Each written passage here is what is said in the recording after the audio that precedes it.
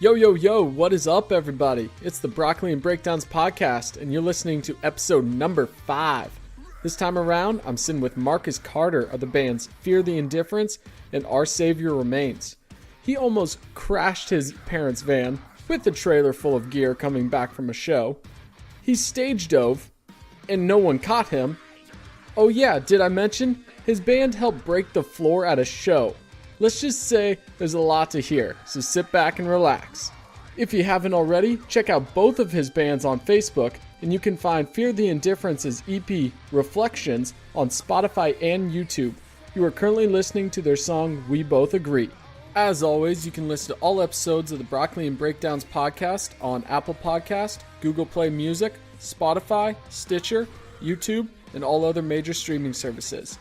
Go check us out on Facebook as well. Thanks for tuning in. We both agree that I was enough for you. You were enough for me.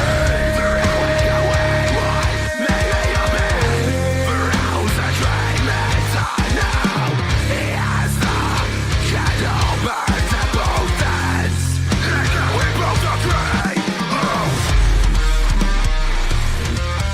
So let me go. You left me, the passion burns in my chest. Will you come take me all away? I left the pain. Yeah. So you went to the Crocious show at Clayton Beverage. We were going, but we're planning on it. That place was packed. I didn't get to go, but a couple of my friends sent me videos of it. I was like, There was someone dude, crowd was surfing. that? I thought wasn't that Mac? There was crowd surfing? Yes, at Clayton Beverage. Yeah. Now, mind you, 80 some odd people in that venue like 100 with the 100 tables people. sitting in the middle still. Why didn't they should have pulled it out? That was There's no way they could have planned Yeah. that. There's no way. Well, I mean, I don't know. You put Corrosives in on any other local bill on it. Yeah, Death of the Tyrant coming back, and I was like, first show back. yeah, you put those two together, you're gonna have a banger instantly. Mm-hmm. Instantly. I was so stoked when they came back. Yeah, you're getting there. I got the gain up a little bit. Yeah, I just wondered between the two of us if I need to move it.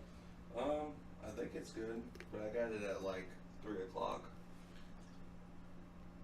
Oh yeah, that's usually something's up with the mic where I think like the film in it got damaged, and it's just like I just have to crank the gain up to hear anything. Yeah, got you.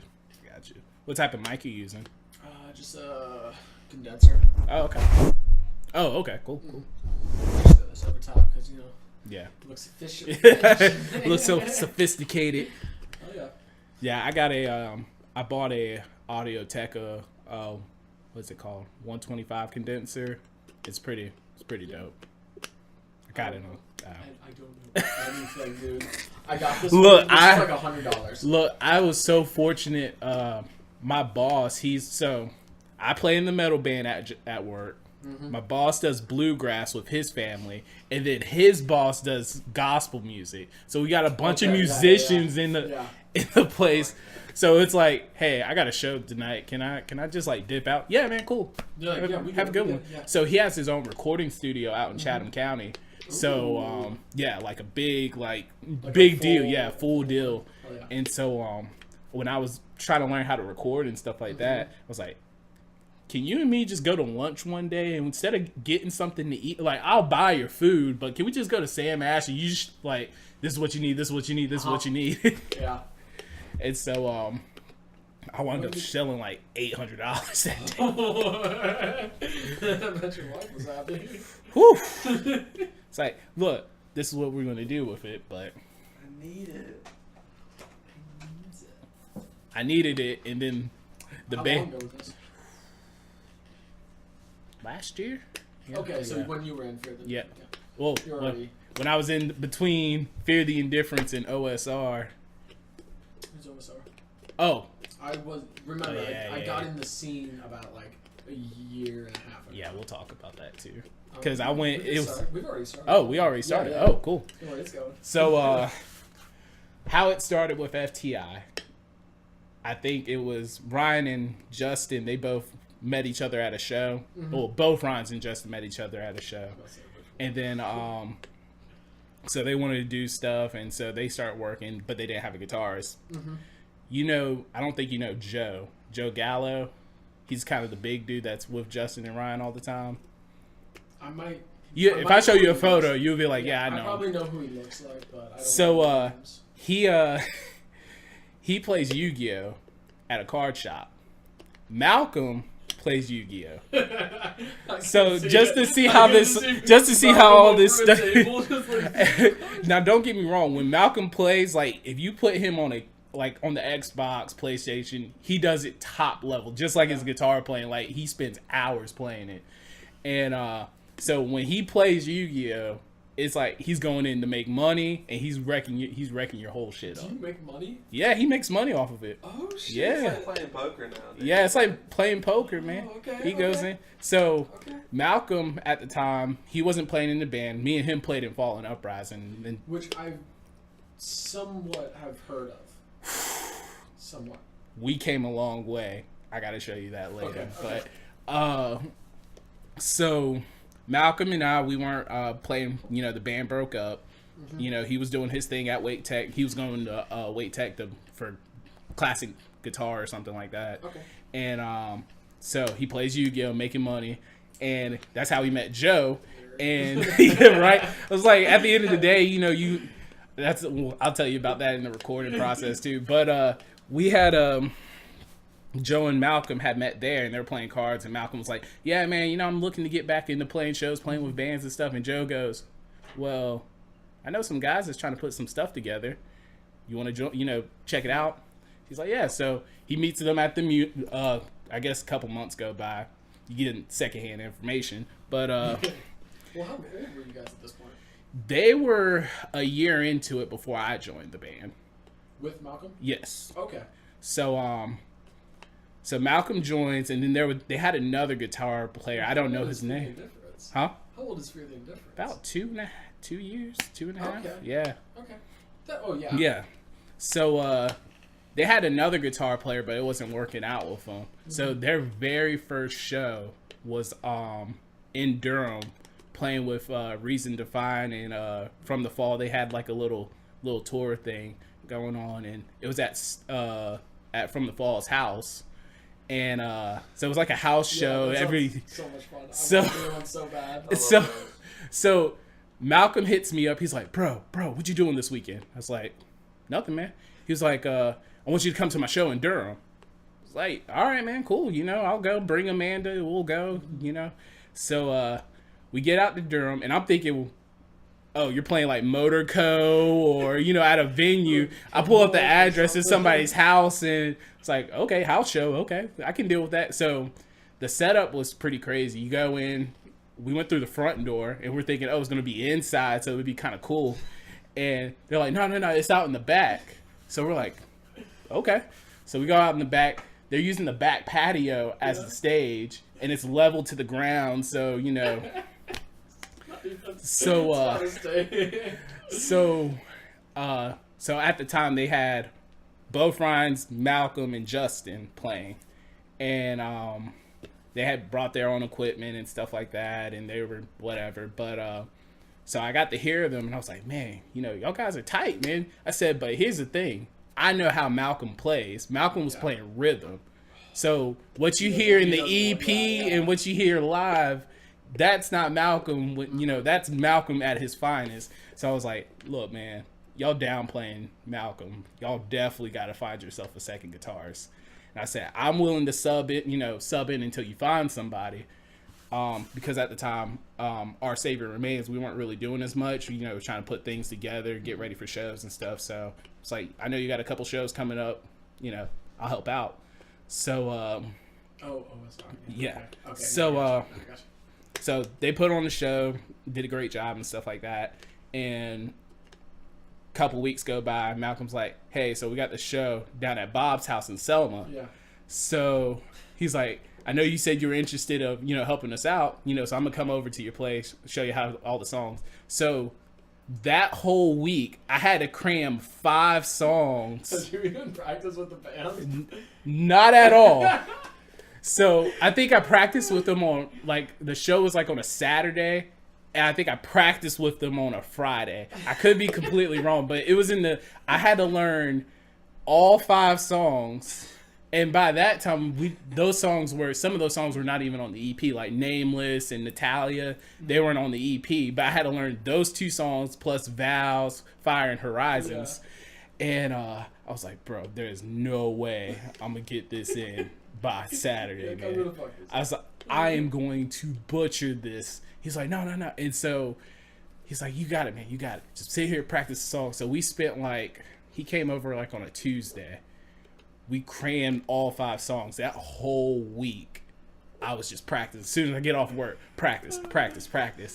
And I think we met up on Friday because they were concerned because they never heard Malcolm's lead parts to the songs. So you gotta. So he just had them in his head. He had them all in his head. So nothing had been recorded yet.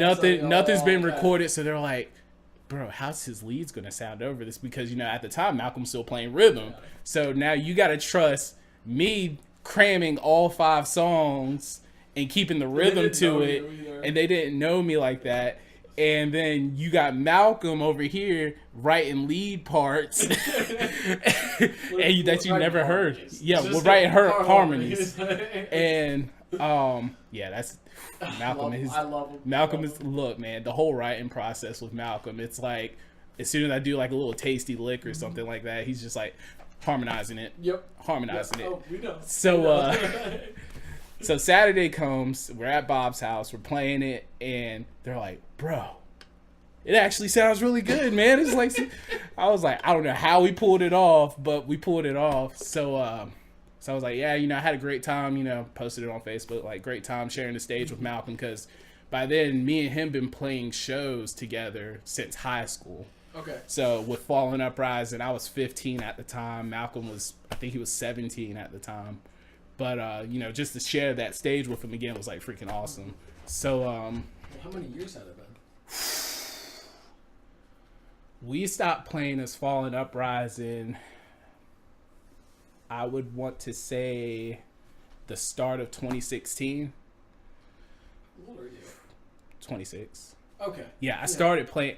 I was about to say, so what? we got to go back, and I'll go back and tell you about the whole start of me playing. Yeah, I've been playing music. I didn't even realize it till Facebook reminded me. It was like, I've been playing music locally for 8 years, like 10 years. Yeah. And I was like, that is freaking crazy. It just goes by that fast. But so with FTI, we had I said, hey, great show, guys. Enjoy playing with y'all. Just let me know whenever you need it again. So a couple days go by. They're like, I get a message from Justin. He's like, look, man, let's be honest. Ain't nobody going to keep up with Malcolm the way you keep up with Malcolm. So we're just going to, you're going to be part of this band now. So I said, okay, cool. So you're going to be part of it. So I joined the band. I think that was that March of 2017. And from there, man, it's been knocking out shows, playing with Aragon, playing with Through All This Time, and Nova Mortis especially. Shout out to them. Shout out to Edward and Russell, of course. But yeah, man, it was crazy. It was definitely crazy. How'd you get into music? Whew. Well, let's take it back. I started high school in 2007. My mom and my dad, they played music pretty much when they started high school too, but they played in the marching band. Okay. So I kind of felt like they were going to swerve me into playing in the marching band, and I was like, I don't want to do that. Something about the uniforms and formations and stuff. I mean, as far as the music side of it would have been fine, but just to go out and dedicate all that time to do it. So I was like, hey, Mom, I want to learn how to play guitar. She's like, okay. So they went one birthday, buy me a Squire Strat with the combo and all that stuff. So didn't have music lessons. Pretty much learned everything by ear. So I guess if your parents continue to play music, like yeah, household? yeah, so you know, they didn't show me because they don't know how my mom played like the trumpet or something like that. So, you know, for her playing strings, she wouldn't know what to tell me, you know. But so I'm sitting there just picking at my guitar. Don't know what I'm playing. It just by ear, it sounds good to me. So I remember when I was at high school, we met up with my friend Ed. Now that he plays guitar in Our Savior Remains. He was like, yeah, man, so, you know, you're learning to play guitar. That's cool. Let me show you how to play power chords. I was like, what the mess is power chords? So, so I was like, oh, so that's how I got into, you know, playing guitar. It was like, just sitting there playing with him, learning from others, and then just picking up myself. Now, how I got into metal is a whole completely different story. I was in middle school at the time, and I was big into like rap, R&B, all that type of stuff. And one of my friends, Richard, he was listening to like Linkin Park and Disturbed and Audio Slave and Metallica. So we were on the field trip, and me and him were sitting beside each other, and he's just like, hey man, you know, you ever listen to this? And I was like, who the fuck is Metallica? It's like, what is that? And he's just like, are you kidding me right now? You don't know who Metallica? He's like, oh man, now I gotta get you into all this. So he's just like cramming metal, like sitting there like a USB port, just implanting all that information into me. I was like, man, I can't believe I've been missing out on all this my whole entire life. So I sat there and just learned how to play that. And when I got to high school and started learning playing guitar, you know, learn power chords. I didn't even know I was playing like major scales and minor scales and all that stuff till Malcolm comes in the picture. Malcolm, he literally picks up the guitar, puts the book in his hand, in his face, and just starts cramming all that information into him. So I started before he did, but he's well skilled because he just crams all that information. But he's like, you do realize you're playing like the major scale, right? I was like, no, I didn't know that. He's like, so what have you been? What's the scale? What's the scale? You know, I just been plucking the strings. Yeah, I was like, it just sounds good to me. So, so he's like, all right, man, here's your homework. You got to learn all these scales. And so, how Malcolm and I formed a band. Our friend Ernest, he wanted to get like a metal band going in high school, and so it was him on bass, our friend Jacob Johnson, he plays drums, Malcolm and I on guitar, and then we had a third guitarist, Ed. So imagine on stage you got 3 guitarists, 1 bass player, drummer, and then me doing vocals while playing guitar. So man, when you go on YouTube and look up Fallen Uprising, man, that is, you would say, dang, Malcolm and Marcus came a long way. Long way. You know I will. So, Broccoli Breakdown podcast. We will post that. You would be like, dang, they came a long way. And, you know, we got to see a lot of bands grow up. Like, we played with Early Attract in the fall. We played with Ever After, which became Dear Desolate. Oh. And, yeah, that was awesome to see Tyler and Brandon and all them just form, you know, to see them evolve and have the whole music scene evolve was pretty insane to see. Now looking back at it. So you were in high school doing that one. Where were you playing? Like, were there more venues that oh yeah, tons. You had you still had the Maywood. I was out. This will tell you how long I've been playing music locally. I was there when the Maywood is the current stage that it was. Then they closed it. Well, they were Volume 11 at the time. So Volume 11, same stage the way the Maywood is. Closed Volume 11, reopen it as the Maywood, put the corner stage up where you can't even fit 4 people on the stage. Then come back and put the stage back. Yeah. So I've been through that whole transition with the Maywood. Southland Ballroom was still around. The brewery was still around. So it was a lot of places to play at the time. There was this place out in Cary called Connections. My friend CJ was the one booking those shows there, and I remember we played 2 shows there as Fallen Uprising. We did one with Ever After's EP release. It's in my eyes. It was like sound. We did Ever After's EP release show there, and then we did another like kind of music festival thing there. And it's what it was is this small building that was a church, and they just rent out the spot and everything like that. So the first show went well. I would say the show overall went phenomenal. As a band, we like butchered because first time ever playing as a band together. First show, we're all nervous. We're sitting there. I'm holding my water, shaking, and I'm like, I don't even know what I'm doing up here. And when you look up Falling Uprising, man, I'm telling you, you're gonna see me, Malcolm, Ernest, Ed, and Jake, and we did like a whole webisode about it, and it was freaking retarded. It was insane. It's just looking back at it now, we're like, what were we thinking back then? But because I thought about this, like all the places that we play now, yeah, 21 plus, yeah, which I think is it's a double-edged sword. Safer, I don't like it. I guess, but at the same time, you can't have anyone college midway through college. Yeah. So I think about that.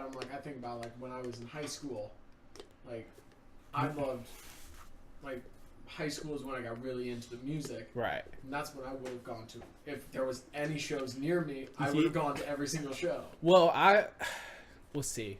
Because Volume 11, they were underage up and up. Mm-hmm. So we were fortunate enough to squeeze in as a band because we're in high school.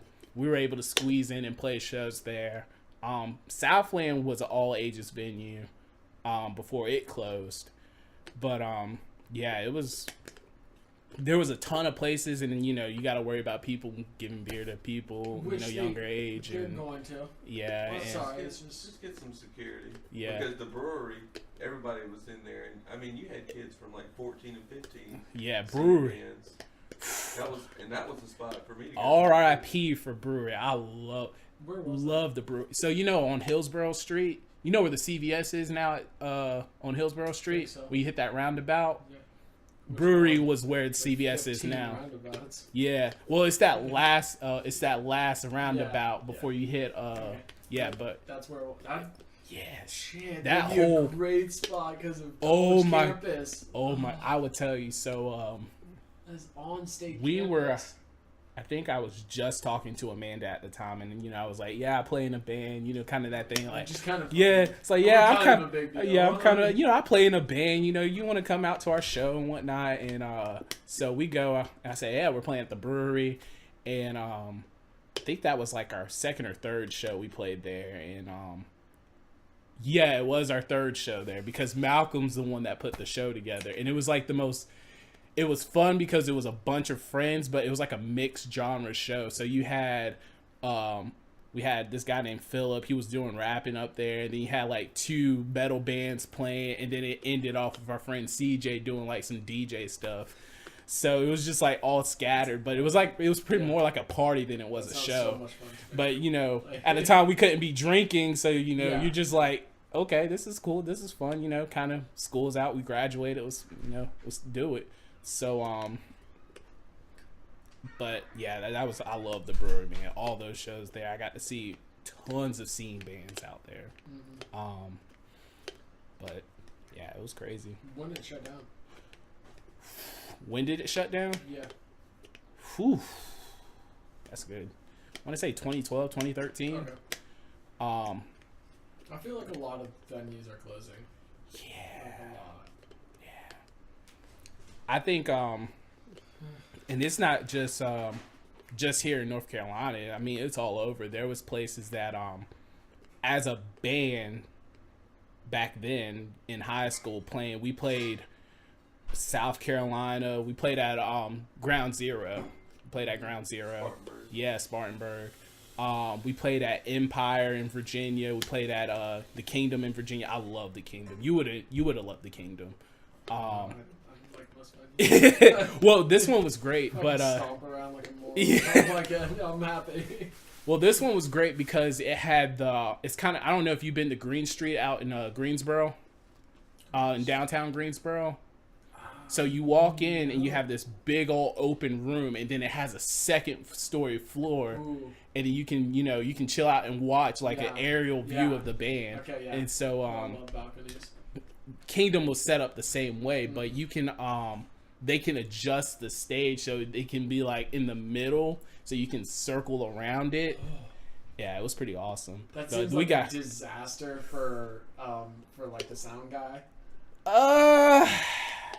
It's to me it's like the few disaster, times but- that I've been, we played Scream the Prayer in at Kingdom, and so we got to play with like My Children, My Bride, Emery. Ooh. Yeah, those were banger shows. That's a lineup right there, dude. Whew! It's telling me, man. Telling This is me. when you're in high school. This was in high school, so now imagine like trying to convince your parents, like, hey, I got a show in Virginia and I gotta go and play this, and we're getting paid to do this, and so I was trying to convince my parents, like, hey, can you let me go with my older brother to a show that's an hour away? I'm like, we'll see. As Fallen Uprising, we had Ed. His mom didn't want him to travel that much, so he had to pull back. It's like, hey, I can't do this because, my parents don't want me to go. And we're, at the time, 16, 17 years old. We're like, yeah. It's like, man, come on, man. Why are you being a punk, man? Come on, just go do the show. But we respect it. And then, but yeah, that was a conversation. I was like, hey, Mom, Dad, so we got this show out at the Kingdom in Virginia.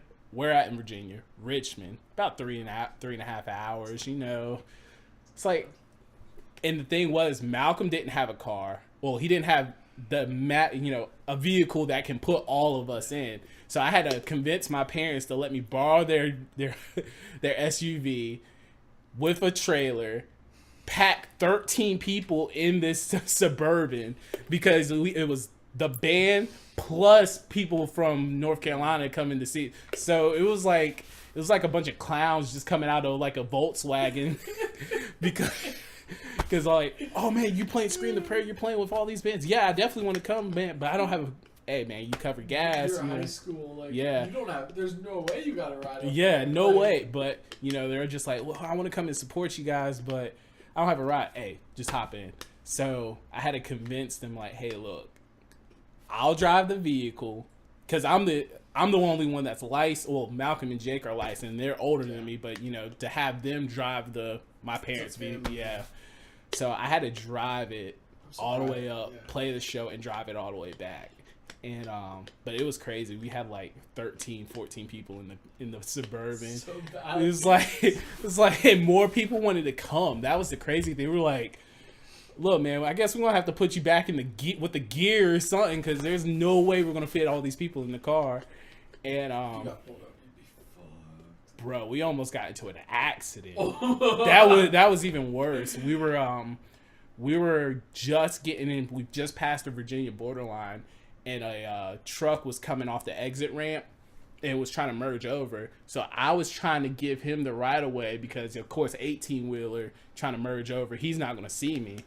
And so as I'm merging over to the fast lane, this car comes out the slow lane and bolted past me as I was going. So I had to swerve. So imagine trying to do that type of maneuver with 13 people in the car and a trailer in the back. I was like trailer is what? Yeah, and I was fishtailing this, and I wound up braking and almost like hit the cargo for the 18-wheeler. It was crazy. You didn't tell your parents. But now they're going to know, so. Tune in. Well, it was like, parents, just watch me confess everything that I've done wrong. But, You're old. no. You're older. Hey, it You're happens. good now. You're 26, you're fine. Yeah. But yeah, there's a lot of great venues that I enjoy going to, and great stories behind all of them. Like Murfreesboro, there's this place called Zach's Coffee House. And we had played there, I want to say a month or two after we played the Green Street Club with Fallen in Reverse. And, oh man, that was a nightmare. That's got to be like their first album. Yes. which was this like was their with best Ronnie? album. Yeah, This is with Ronnie, Jackie Vincent, Yeah. all those guys. And That first album was so good. look, I'll give you a hint. Next time you see Malcolm, say Jackie Vincent, and I swear to you, he's gonna get mad at you. Oh, he's not a fan. No, he's a fan. It's just the way Jackie Vincent treated him at the He's show. probably a piece of shit. Bro, he had I imagine Ronnie Radke is too. he had this is back before Crank It Loud was big. It was this music promotion called Progressive Music Group. And we were trying to get like one big show, like national show, because nobody has really heard of us. And so we were just like, all right, let's put our feelers out there.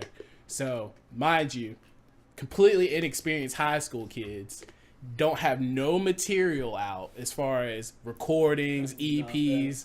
All we got is music videos that we recorded from YouTube. So nothing to give you like an idea of what we sound. So Malcolm puts the filler out and they're like, yeah, man, y'all guys can definitely play this show with Fall in Reverse. And we're like, what? Playing with Fall in Reverse, I Set to Kill. Who else was on that bill? For All Those Sleeping. So we were like, yes. That's a good, that's a big one. So they were like, but here's the thing though, you guys contractually got to sell 100 tickets. 100. 100 in Greensboro. 50 is like normal. In Greensboro, where we never played at before. Yeah. 100 tickets. Yeah, so I mean, here the one thing with that though is if you're in high school, I feel like it's almost easier in high school. Oh yeah, see, so here's the thing. So we had so we got the tickets. We went because we all went to the same high school, which worked out. So we're just hitting everybody up in high school. Like, hey, do you listen to Fall in Reverse? Do you listen to I Set to Kill? Oh yeah. We got the show in Greensboro, man. I know you want to go. Hot dudes. Yeah. Leather clothes. It's like, do you like 80s hair metal? Here you go. So $15. so we had sold about 75 locally in Garner and Raleigh. Yeah. We took a week, I want to say about 2 weeks before the show in Greensboro. Went up to Greensboro just for a day. Went over the mall and all over downtown and just started selling in Greensboro. And then That's bold. I don't have the personality to do that. So that's so bold. To well, me. see, looking back at it now, I was like, we were dumb as mess for doing that. But when you're got a but you're thinking if you got a gun pointed to your head and you're like, you need to sell this or you're gonna have to pay this. You gotta hustle, bro. You gotta hustle. Yeah. So we get to the show and we got like 15 tickets left, and we're like, bro, just because the line so when you're at Green Street, it sits in the middle of downtown. So You just walking down the line like we got. so the 15 line tickets. for this show started at the door of the venue, down the block, to the right, and it kept going. So imagine this place could probably hold like 600-700 people. And so we just we didn't start at the door. We started like halfway, That's smart, yeah. and it was like, hey man, look, you're about to pay $20 for this ticket. I can sell it to you for $15. You want it? Yeah, okay. And we just got our 15 there. It was like, here's the money. Let's do this. So that's genius. so we had got on, and by this time, like I said, inexperienced high school kids playing music. None of our gear was like up to par. I'm sitting there with like a 75 watt Spider 4 amp. Malcolm has like this he has like this PV combo amp. The only one that was like legit was our drummer, because he had like this 11-piece drum kit that was so badass. And we're like, we're just looking at the guys load in and stuff like that. We're just like, Hey, bro, can I play off your yeah, stuff? man, can I borrow your stuff? I'll play my guitar, but can I borrow your gear? And Yeah, I'm not worried about the tone. don't worry about the tone. I won't touch anything. So we get in, we're setting our stuff up. They're like, all right, you got 25 minutes, and we're like, okay, that's cool. We'll handle that. And so we get our stuff up and run sound check, got our little break, get on the stage, about to do our thing. So at the time we did like a little huddle, like, hey man, whatever you do, just don't mess up. If you mess up, just act like you didn't do it. Just keep playing. Yeah. No one knows the songs So anyway. at the time, because nobody knows us. So at the time, you know, there was a few people coming in, and I you know, starting off being the front man. This is how I got my front. Like, this is pretty much like everybody says you need this one big thing to get over your stage fright, and that show was my stage fright show because we were looking huddled up like, all right, you know, this is what we need to do. Whatever if you mess up, just keep going. Don't worry about it. So at the time, there was like maybe like 10 people in. You know, they're at the bar, you know, looking at merch and stuff. By the time we turned out of that huddle, the whole place was packed. Yeah. So there was like, of course, fall in reverse, you're gonna have nothing but women and girls the first 4 or 5 rows. So I was like, dang, this place is packed, man. And I'm looking up and I'm like, bro, I am nervous as mess right now. I'm so nervous. I feel like you gotta take a shit. I was like, what did we just get ourselves into? So we're playing our set. You know, we get third song in, and at the time that song was called Antagonist, and that was one of our heavier songs. So of course all the hardcore guys are in the back in the pit and stuff. So I'm like a nervous wreck and trying to get the crowd, at least because I'm not looking far. I'm looking at the front. Yeah.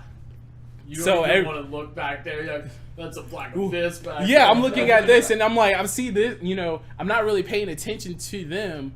I'm looking at the front row, and obviously we're not like that pop sounding, you know, sound. So all the girls are just like, I mean, I'm thinking about that time period, like falling in reverse, because that'd be the Drugging Me As You. yeah. Their stuff wasn't, I mean, it wasn't hard, but it was still a lot heavier than what it. Yeah, like all what they their currently what their current stuff is. Anyway. And you know, with like for I Set to Kill that came on, I think they came on right after us. They're a little bit heavier than Falling in Reverse at that time too. And that's back when they had Cisco in their band. But so I'm trying to get the first like 3-4 rows like motivated, bumping and you know all that stuff. So my dumb ass decides, oh, it's 500, you know, there's a lot of people in this one. Let me crowd surf.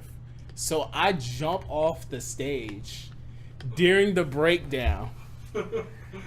And like, so of course, you know, I'm trying to avoid all the women and girls in the first 3 rows. So I, you know, got to get kind of like a running start. So I jump, and literally the crowd was just like, yeah, we're going to help you down. We're just going to help you down. Guide you as you fall. Yeah, we're just going to guide you as you fall. So I was like, all right, guys, you know, let's keep it moving, da da da da da. And the breakdown's still going and stuff, and get back up on stage and do it again for the second time because I'm like, you know, round two, right? It's like maybe they just wasn't hype enough. Let me do it again for reassurance. And I was like, oh yeah, this is not a band. They're definitely not feeling this. But then by the time I got back up on the stage for the second time, I'm looking out there and everybody's like moving, having a good time and stuff like that. Like there's just like to see someone jump once, fall, and then get back up and do it again. I'd be like, hell yeah, I'm with you. I'm with you. And it wasn't like, you know, I was thinking, okay, yeah, of course the women and girls are not going to be trying to carry my, you know, at my time, you know, they're not going to carry me up. So it's like there was just a row of guys right after them. I'm like, okay, I can make it there. But so we finished our set, you know, and that's when we meet for all those sleeping I Set to Kill. You know, they got their own little green room and stuff like that. So we load on. Yeah, it was man. And back then, whoo. Like we played a Doyle, like with Doyle. Yeah. Got to talk to like their bassist a little bit. Yeah. Everyone else is. Yeah. So we had so we loaded off our stuff, and you know we're sitting back there, you know, looking at the merch and you know just hanging out and stuff. And Malcolm sees Jackie Vincent, and he's like, at the time, what song was the single off of that? I Am a Vampire. I'm not a vampire. Yeah. So Malcolm was so blown away with the solo of that song because he kind of does like a little classical riff at the beginning of that solo. So Malcolm's like, bro, I got to know, like, what does he do as far as his techniques and all this stuff, because Malcolm's starting to get more comfortable with playing lead and, you know, trying out new things and whatnot. So he goes to Jackie Vincent. He's like, hey, you know, you're a phenomenal guitar player. You know, I want to know what you know, kind of get an idea, you know. Yeah. Jackie Vincent goes like that, pulls his hair back. He's like, yeah, I know, and walks off. And Malcolm was like, fuck you too, bro. And so he tells me the story, and he's telling me what happened, and I was like, no way. He's like, yeah, he literally just did that. He literally just like did the hair flip and was like, I know, and walked off. So he will laugh about it now, but if you bring it up, he'll just be like, bro, that guy was an ass, man. That's a dick move. That dude was such an ass. He's not in the band anymore. Hey. I'm not surprised by that at all. Yeah. Because I was really into them. Mm-hmm. I was really into like Ronnie Radke. Period. I loved his music. I don't know, man. I don't anymore. I was. Don't get me wrong. There was the drug. The Drug Is Me album. Yeah, I liked the album, but it was like, you know, if I was at the show, yeah, I'll bump to it. Yeah, you know, I'll bump. But for me to put it in my CD and I thought his best was Dying Is Your Latest Fashion. Escape the Fate. Oh yes, Situations. Yeah. Yeah. I thought that was his best album. Oh yeah, definitely. But yeah, no, I look back at it now and I'm like, oh, that's very childish. Yeah. But like at the time I was a child. Yeah. I'm still a child, but I was a younger child. So so we so that happens, and we had another show the next, I want to say 2 weeks after that show. We played at Murfreesboro, North Carolina, at Zach Coffee House. Mm-hmm. So this show was a Halloween show, and so everybody's like, everybody's dressed up and whatnot, and so we go out there. Because it's like 2.5. It's literally borderline. You get to the borderline of Virginia and you hook a right and you go right to the coast. Okay. Oh. So it's like 2.5 hour drive. I mean, it's not too bad, but you're out in the middle of nowhere. And so the fact that they're playing metal music out there, you're like, how do At you? a place called Zach's Coffee Shop. Yeah, but I mean, their sound, you know, their equipment and everything like that was pretty decent, and you know, people go out there, and I'm like, okay, you have a university out there, but it's like a private university, but you know, you wouldn't think metal would be playing there. So we go out there, play the show. Well, we go out there, you know, everybody's playing, we're talking and stuff like that. Well, this girl comes up and was like, have I seen you guys before? And we're like, well, you know, we're Falling Uprising, you know, we're You should have been like, yeah, you know, we're a pretty big deal. No, you know me, I'm very humble, and you know, any of you guys are very, I mean, none of us, you know, especially Malcolm going through the whole Jackie Vincent incident, I think he would just be like, bro, this is how, if you want to get better, this is how you get better. He'll show you. He'll actually take the time and pull you to the side and be like, this is how you get better, man. So, you hear that, Nick? What? Yeah, just have Malcolm show you how to be better.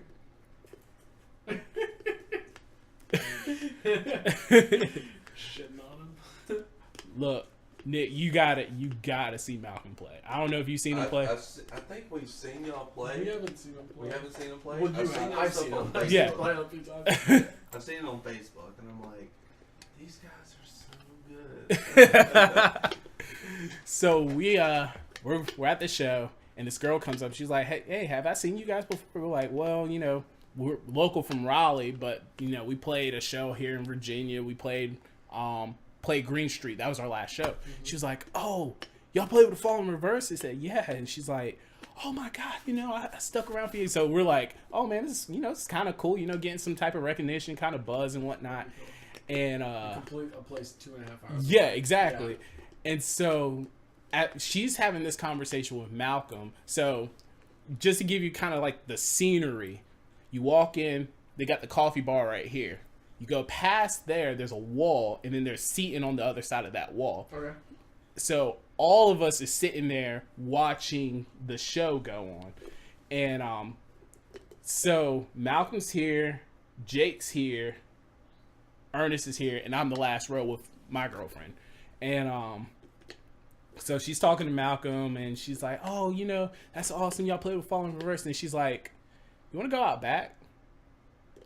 And Malcolm's like, nah, I'm good.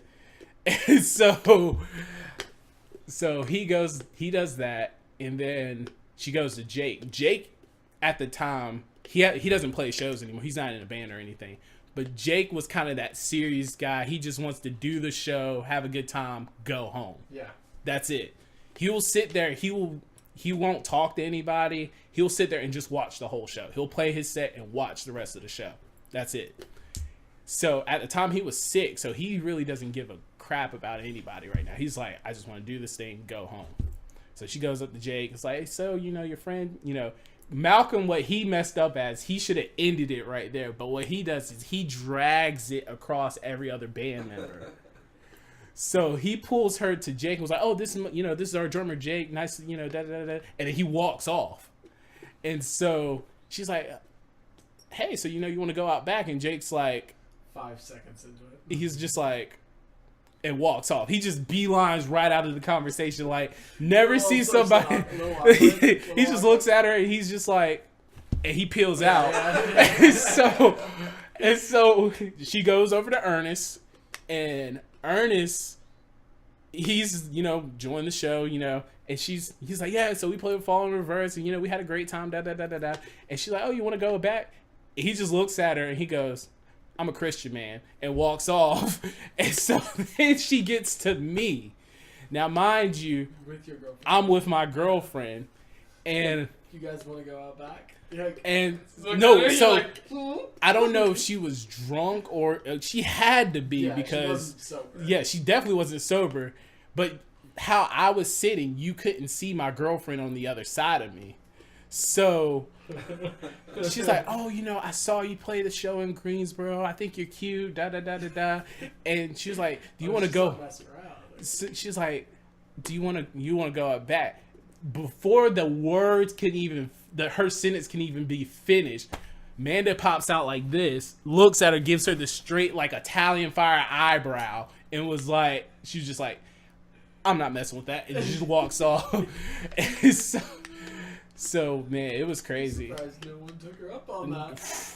We had a Another band. look, Yeah, probably look, and Probably. so we go out and, you know, we're out back getting our stuff in, loading and stuff, because the venue, although it's pretty decent size, you can't fit 6 bands of equipment in there, so you gotta keep rolling it out. So I was like, man, you really messed up for that, man. Come on. Why are you going, you know, you're supposed to be helping your boys out. Nobody was trying to entertain this. I would have done the same thing. So instead of like cutting it off at the head, what you do is you're gonna have it drag out. He was like, man, I'm just trying to give everybody opportunity. I was like, you were just, I said, I was like, bro, you understand that if she came to me, that would have been the end of her life, and I wouldn't have had nothing to do with it. He was like, yeah, I know, but I just thought, you know, equal opportunity. He was like, be funny. I was like, you're so messed up, man. You're so messed up. Pretty funny, though. That's what's so great about playing shows for so long as Malcolm and I have. You know, we got those funny stories like that, and, you know, now with you know, with Fear the Indifference and OSR, you know, we learn where we messed up at the early stages, because then again, we're high school. We don't know what we're doing. We don't know how to be super organized and professional. You know, we were just like, oh, we got a show, let's go. That's it. You know, we didn't try to bring out material, try to record.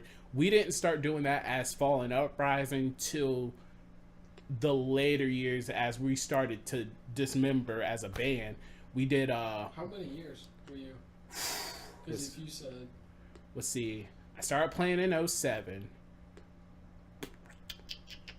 We started playing as a band in '08. We graduated in 11. So I want to say we stopped playing together. I want to say, like I said, 2015. So it was a long time, but since that band, we obviously had members change. So Ed, like I said, he dropped from the early stages, just because his parents and he started going. He went to Campbell, so he's focusing on school. So he had no time for band. Plus, he's living at Campbell in Bowie's Creek, so for him it'd be 45 minutes to meet us for practice, and drive 45 minutes back. So it was kind of inconvenience for him. And then Ernest, who kind of started the band, he drops off. So Malcolm picks up our friend Scotty. Scotty comes in, he plays bass. So now it's me, Malcolm, Scotty, and Jake. So then we got to a point as a band, as guitarists, that we wanted to be a little bit more technical. And so in order for us to be technical, like you say, like you hear the harmonies, instant harmonies, whatever we do, in order for us to get technical, I had to kind of pull back on my frontman side. So I was like, we need to find a frontman that can do vocals, like screams and cleans. And we got Gary Newberry at the time. And like I said, this was later on when we're like, okay, we want to take this seriously. How do we take it seriously now? So we changed up the lineup, get Gary being frontman, and Gary is phenomenal. He's doing DJ stuff now, but if you want a guy that can do pretty much anything, that's the guy. He plays drums, does screams. He got these insane highs. If you ever listen to when you get a chance, look up Fallen Uprising Forevermore, and Forevermore was the track that we recorded with him doing the vocals, and just hear his highs. That's all you need to hear is his highs. You're like, how on earth do you do that? And so we get him on, and we're like, okay, we need to get serious. If this is what we want to do, we gotta figure out how we do it. So Malcolm was like, hey, let's write a song, get it recorded, and then just blast it. So me and him sit down, and we're looking at what we do as a band. Me and Malcolm get together, kind of bounce riff ideas with each other, kind of get a foundation, show it to the guys. Those guys like, oh yeah, this is nice. Well, let's change this, let's change that, and then we put it together as a band. So I'm doing the guitars with Malcolm. Jake comes in, puts his drum fills in it. Gary and I are actually working on the lyrics to it, because at the time Gary was like, well, what do we want this song to be about? And I want to make it powerful, make it meaningful. So he was like, okay, I'll help you work on that. And so we get it all down, and we go to this guy in Winston-Salem named David Rowland. And he was like, yeah, I charge like $400 for 4 hours, and this is where the high school kids trying to merge into professional music kind of like split, you defines that line. So we had never been in the studio. No clue. So we have no clue how super tight you have to be when you go into the studio. You're like, oh, 4 hours? You're like, that's easy. Yeah, it was like, oh yeah, we'll get this done in 4 hours. And we wound up paying him like 6, because we had to come back and do an additional 2 hours. So and I had no problem, the way he sets up, you've been there with Edward, how he does things, and I actually prefer that way than the way we did it. I mean, the way he did it was nice. What was his name again? David Rowland. Does he still record? Yeah, he still records. He's Who is he recording that you know of? He, at the time, this was back in, I want to say 2014. He was doing a lot of rap, a lot of alternative rock, all that type of stuff. Metal wasn't so metal was brand new to him. So we were his first metal. we were his first metal project. So, you know, he gave us 2 options pretty much. He was like, well, you got 4 hours. We can do it this way, like we do at Edwards. You know, we'll do pre-pro and all this stuff, but there's no way you're going to cram all that stuff into 4 hours.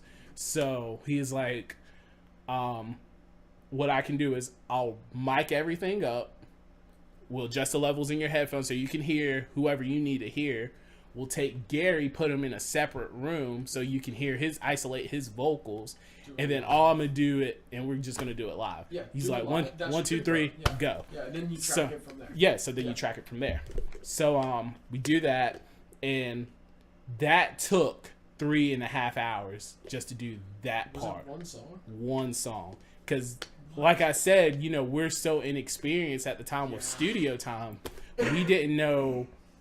Like, you know, David, he's just like, well, I'm getting paid regardless. So, So, at the same time. Yeah, Either yeah, way you're getting paid, like, yeah. you would think you would. Because Yeah. I would still be like, I want you to have the best product. for Right, your exactly. And no knock to him. He did a phenomenal job on the song. It's just our lack of experience and, you know, practicing. That was one thing, you know. We didn't know how to operate in the studio, so completely different environment. Especially if you're recording like live guitars. Exactly. Live drums, Exactly. So we get up, do our thing, go back probably like a week later. So mind you, it's Winston-Salem. From Raleigh, it's 2.5 hours. You go to Winston-Salem, record it for 4 hours, go back home, go back the next week. Give them about $250 to go back and do, you know, the stuff that you were supposed to do the last recording session.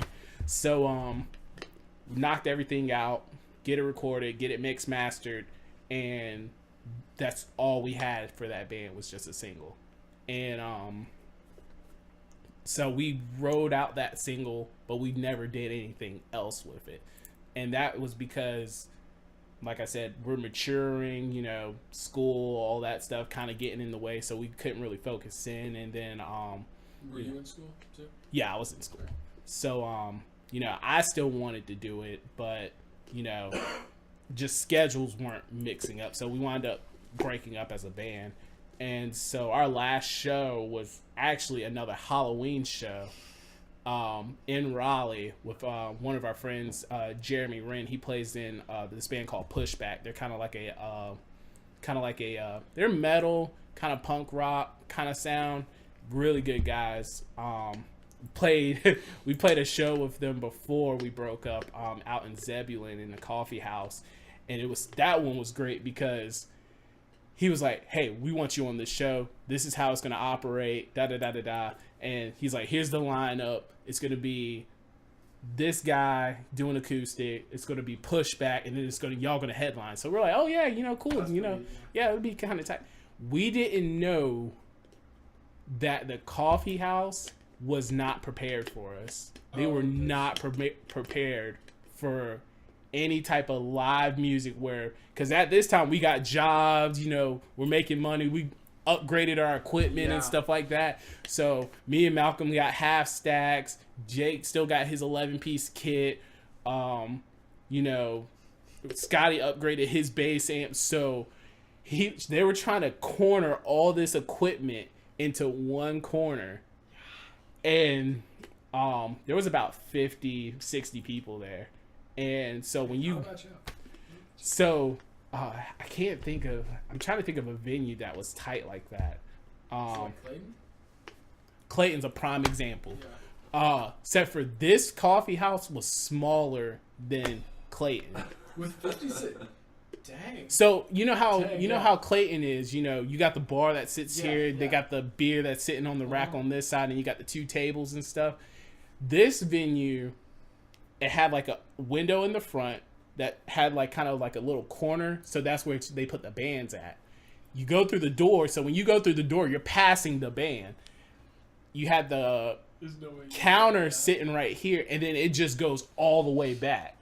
So cramming 60 people in this place sounds awesome to me. so awesome. So we play Forevermore, and we get to the breakdown, and the breakdown drops, and you can just see the owner's face like, please don't break this. Please don't mess this up. Please don't mess this up. And Gary, Gary's doing his thing. He's out there in the middle of the crowd. He's pushing people so they can start moving. Everybody starts moving. You got people sitting down on the side like, oh, I just came for a coffee and a show, and I didn't know I was going to be in the middle of a mosh pit. And so we're like, yeah, they weren't prepared for us. Like, Jeremy did not tell those guys that which is fine. We're just like, hey, we enjoy playing with them. So we played this Halloween show with them, our last show, and from there, we kind of took back. I was still doing my thing, playing guitar, trying to get better. Wasn't really doing any band stuff, and Ernest hits me up, and he goes, "Hey, I started a new band. It's called Our Savior Remains. We're a Christian metal band. Is Ernest the? Did I meet him? You probably did. He's the guitarist. He was the guitarist. So. I think I met him at Clayton Beverage with you. Yes. Yeah. Yes. So he was actually, him and Ed had formed Our Savior Remains with this guy named Clarence. And how they met Clarence was yeah. But so this puts things in perspective, because this is completely different sound for me. So I'm so used to playing like, breakdowns, metalcore sounds. So I'm like Kill Switch, Trivium, and with still like at the time, the big bands back then was like Attack, Asking Alexandria, Amur, all those type of hardcore sound and breakdowns. Like almost every breakdown sound like the same breakdown type of deal. It did. So I'm used to playing that style. Well, I knew Ernest can play guitar because he actually started playing guitar before he played bass. Mm-hmm. And so Ernest kind of has like this alternative rock metal sound that he looks for. So it changes up from time to time. So you got him. Ed does kind of like this indie type of sound flow with the leads and stuff like this and his chords. And then you have Clarence, the drummer. So when you pull up OSR, you'll see it. But there's this big guy. He plays drums.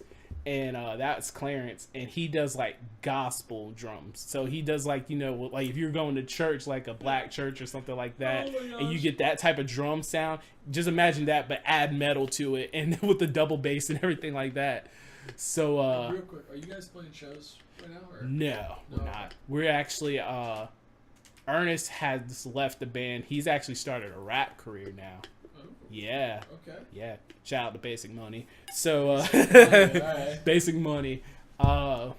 Yes. Because I had heard. I think I saw a live video or something of you guys. And I was like, oh shit, I want to see them. Yeah, we and we had our last show that we played was matter of fact, it was no. We played Was it another Halloween show? No, it was Drunk Horse. I'm trying to think who we played with. It was Drunk Horse Pub, and it's not ringing a bell who we played with. But they had formed the band, and they were recording. Ernest was recording. Now he's new to recording too, so he has no, at the time he had no idea what task he was putting himself in, And needless to say, me, when I started doing my own recordings, I didn't know how much work gets put into it. So, it sucks. It's honestly terrible trying to start. Right. Just trying to get because are you doing DI? Yes. Trying to get the tone of a guitar, a metal guitar. Yeah. Is for someone like me who doesn't play guitar, has no understanding of any of that stuff. Yeah. It is impossible. Yeah. So we had so he hits me up and he says, "Hey man, so I started this band called Our Savior Remains. We're a Christian metal band, and I want you to do some of your screams in one of these songs we're doing." just recording screams. So I said, okay, who's doing your who's doing your vocals full time for you guys? And so he said, oh, it's this guy named Jesus. And I met Jesus once, and he wound up leaving the band, but he was a phenomenal. I don't think it was the path he wanted to go, which is fine.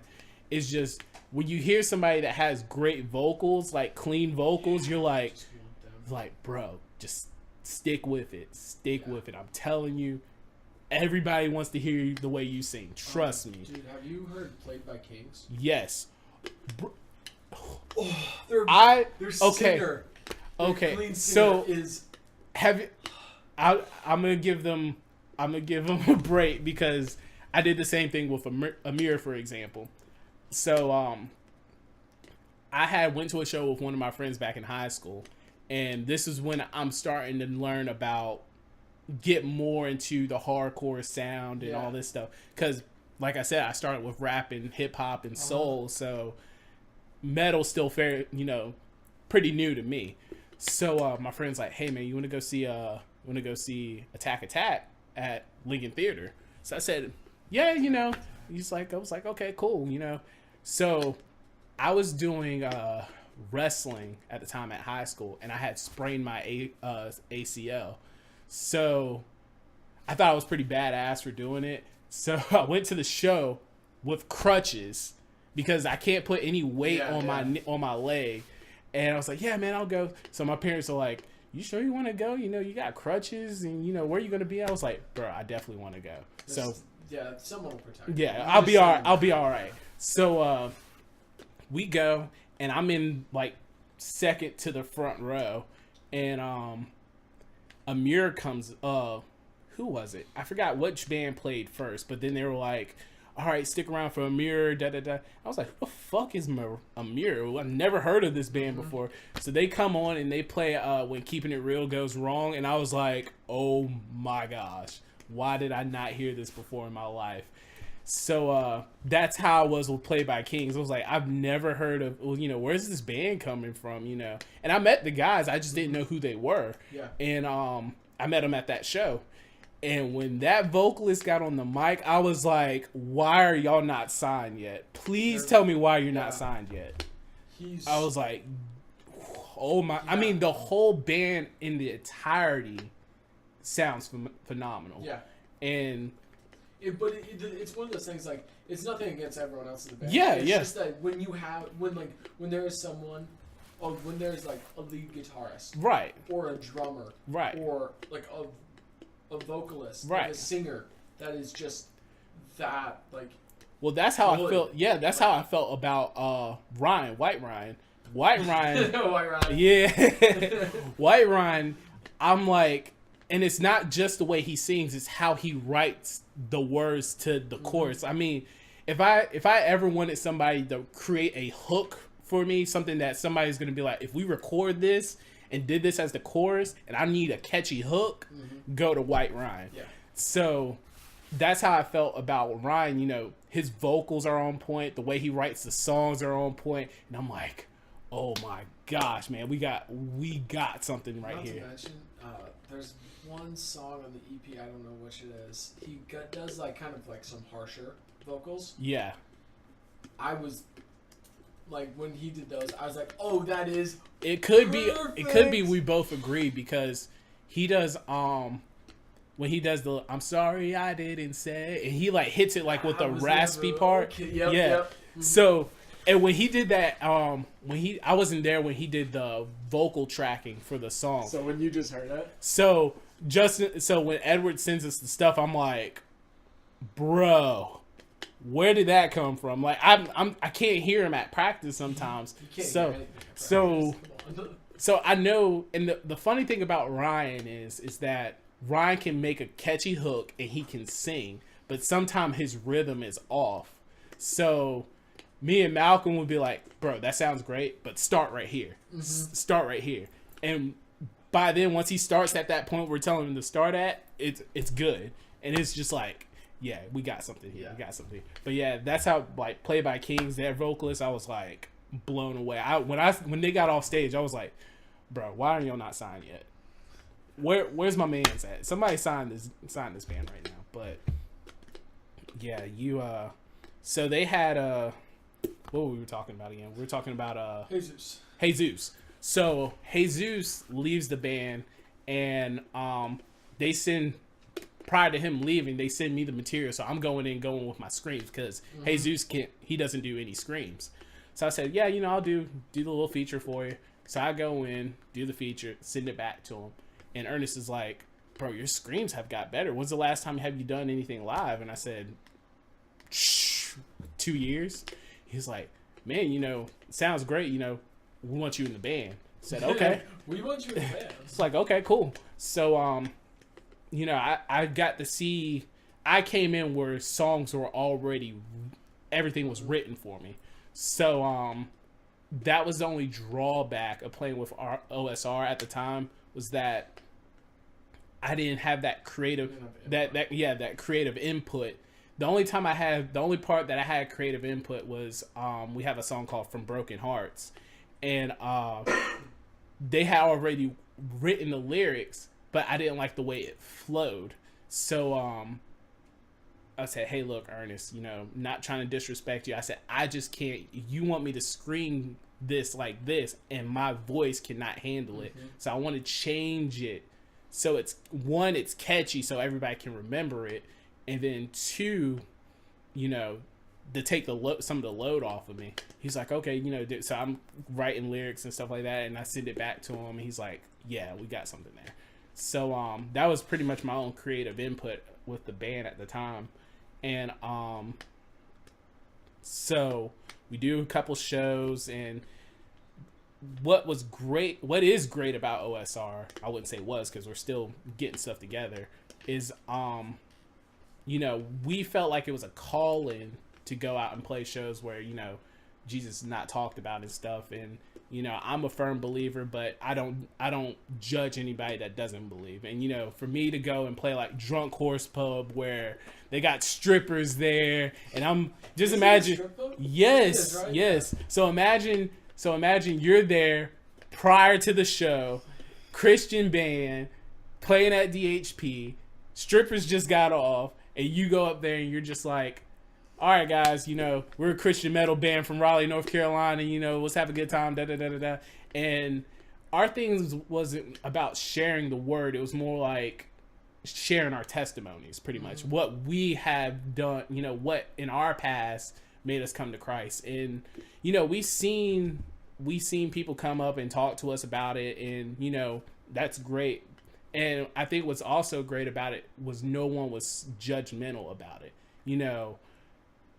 That was me. And I explained to them, I said, I think now, like this time this year, or this era of local music, everybody's so cool with one another.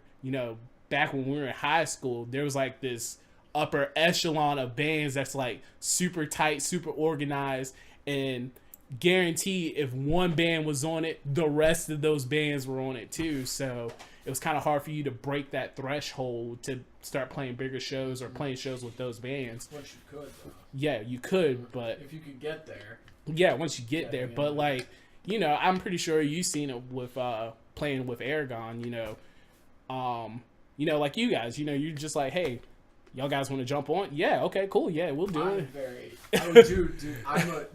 I said it earlier, I was like, I'm a child. Like, I feel like I'm a child. And I really realized it last week when I was talking with the guys at Black Plate. Like, Easy, John, and Garrett. I was like, man, I am such a child. But, like, this is the perfect opportunity for me to learn. Yeah. Because I still am just, like, very ignorant. I'm very, like, we'll see. I don't know, but I'm just going to do it because no one told me not to. We'll see. And I think going to do recording with Edward really brought out the upper echelon of where super organized bands come from. Like Reason Defined, yeah. I was blown away when they played that show with FTI's first show. I was so blown away with that band. I was like, y'all are tight. I mean, He said stage he presence heard and all. their harmonies. Yes. Have you heard the album? Yes. When they went in with like all their harmonies already written out on like iPad, like ready to go. Like, this is what we're doing. And they are. I'm like, and I don't know. Like I was telling Edward, I was like, we talked about it. I was like, all these Charlotte bands are like insane. Not only insanely good, but very organized, and they take it very professionally and like serious about like. Yeah. This is our job. We're having a good time, but this is what we want to do, and we're gonna do it. Like, Reason to Find is a good example. Never I don't know if you've seen Never I. When you get a chance, look up Never I. They kind of have like this Under Oath kind of sound. Okay. And they played. We went to Roxborough. That's the first time I ever heard them play. Never I. And then Killakoi. I don't know. Yeah, I've heard of them. Killakoi. We played with them as OSR. We played with them before, and they are really good too. But yeah, we had and I'm still in that. I wouldn't say I'm ignorant now. I'm just I enjoy the learning process now. Back then it was just like, oh, let's do shows, let's have a good time. But now it's more like, all right. Is that? Yes. Okay. Yeah. Yeah, they are dumb good, and their stage presence, like something about Charlotte bands. I'm like, I need to tap into that potential right there and see what's going on. At the, did you make it to the Through All This Time show Saturday? No, I didn't. Dude, it was Discoveries, Abstractionist, Through All This Time, and what was the fourth? Black Plagues. Black Plague? Yeah, Black Plague. Yeah. From Virginia. Right. And Abstractionist is from Wilmington. Right. Like, those two, because like obviously I've seen Discoveries and yeah. all this time they're good. Yeah. I'm not saying anything. Obviously I love them, but like those Abstractionists especially, they were so tight, and that I was like blown away by their stage presence, right? And, like, how tight they were and everything, right? And I've never heard them, so. And that's what I want to tap into with Fear the Indifference and Our Savior. I love watching you guys jump up and down together, because from Malcolm and Justin jumping up and down, I'm like, that stage is shaking. Let me tell you. So, I don't know if you ever get a chance to talk with Discoveries about this, but we played a show at Bob's house. So they will say, I'm gonna throw it out there. I'm gonna go ahead and throw shade on it. They will say that they tore the floor down. Malcolm helped that out. Between Through All This Time jumping, then us jumping, and then Discoveries and everybody else, like people watching the show, jumping at the same. When Discoveries hit and Overdose played, you already know it's a wrap. Somebody's either getting hit, somebody's getting murdered, something's gonna happen when Overdose plays. But we were playing it, at Bob's house. He has the big stage and outdoor, outside or the inside. We played the inside because this one was cold, so nobody wanted to play outside. So we're playing inside the little abandoned house, which I think is kind of cool. I think it's super cool. So we go and we play Vows, and Vows is the song we all jump to at the same time, and I can just see the floorboard just dipping. Every time he jumps, it dips, and I'm like, oh my, please don't fall through. Please don't fall through. Please don't fall through. And he wanted. At the same time, you're like, please fall through it because imagine, you got us jumping, everybody else is jumping at once, and you just see the floorboards just dip, and I'm like, oh my gosh. I mean, and then Discovery's playing after us. I was like, yeah, this floor is not going to support anybody after Discovery's plays, and so they play Overdose. And the whole floor just collapsed. And everybody drops. And like Discovery's still standing up doing their thing, but the crowd just like boosh. So I I'm looking, I was like, dang, bro. There's like literally a dip, like a bowl in the middle of the floor. And so they posted a picture of it like, yeah, we literally tore the floor down. And I was like, come on now. You gotta give the earlier bands the credit, because, you know, you got Justin and Malcolm jumping at the same time. I mean, that's a lot of weight right there. Like, so, but yeah, back to those bands, those Charlotte bands. I'm just trying to, you know, that's my goal for both bands. Is I want to play one show in Charlotte just to see. No, we haven't yet. Did you ever play there with? I can't remember the name. High school band. No. Okay. Yeah, no, we haven't. I've been there personally to a few shows. I've never even been to Charlotte. Oh my god, they have one strip of just music venues. Oh, okay, that's awesome. You got the Fillmore, almost South End. There's like tons of music venues out there, and it's all genre, which is really cool.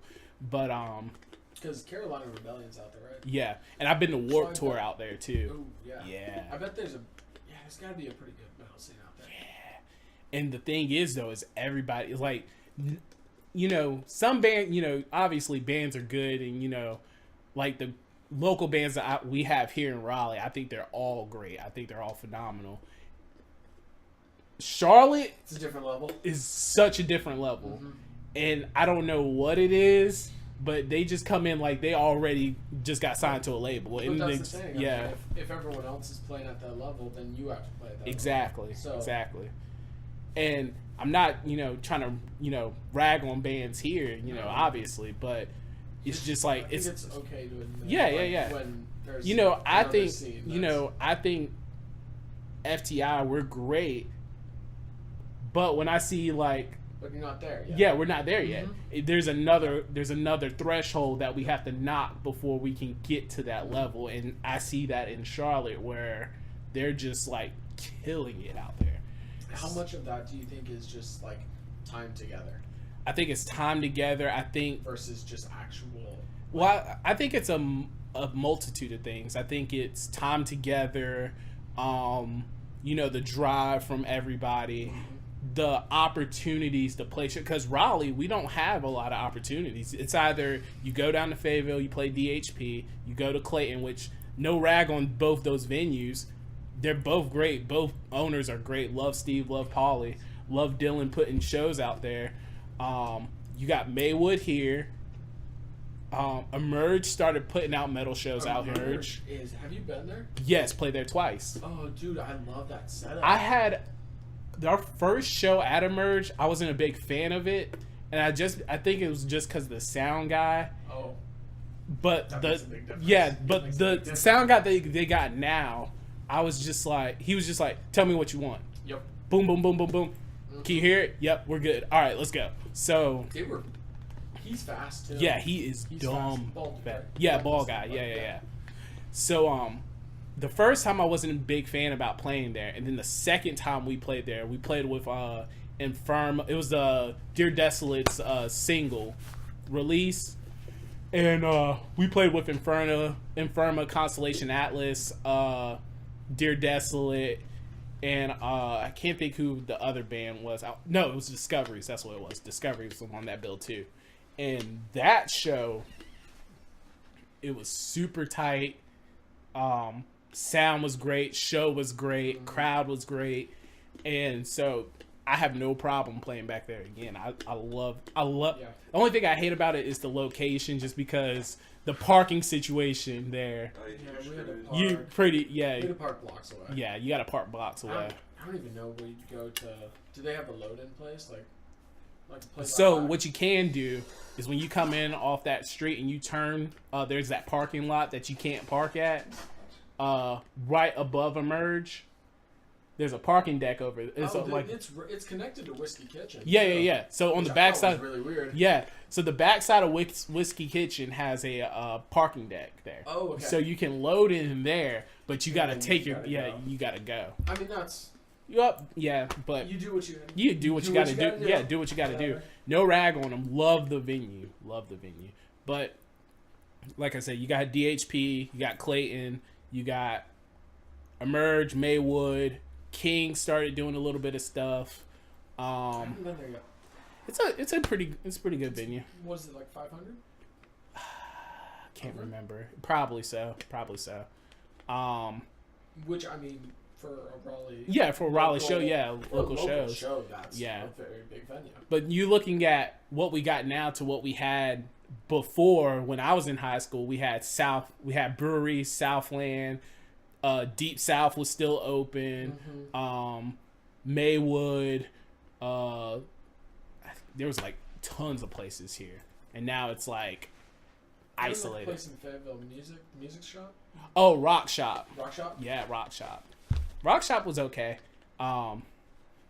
I've never been to Fayetteville, so I don't know anything. Who you are in a 4 journey? I'm from Fayetteville. Oh, okay. Yeah, okay. born and raised in Fayetteville. I remember the first time we had FTI played a show there. First show in Fayetteville, and so Justin's like, "Hey man, so what do you think about Drunk Horse Pub?" I was like, "Hey man," said, "God, everybody's great there. You're gonna love it." I said, "But here's the caveat to that. Here's the thing." I said, "If you want to go get food, you're hungry, don't go down Green Street in Fayetteville." He's like, "Why?" I said, "I'm telling you, don't go. You can go to 301 Wings that sits on the corner of Green Street. Yeah. But if you go past 301 Wings, I don't know you. You're on your own right there." He's like, "What are you saying, man? Is it that bad?" I said, "I'm telling you, for your own good, Just don't do it. don't do it."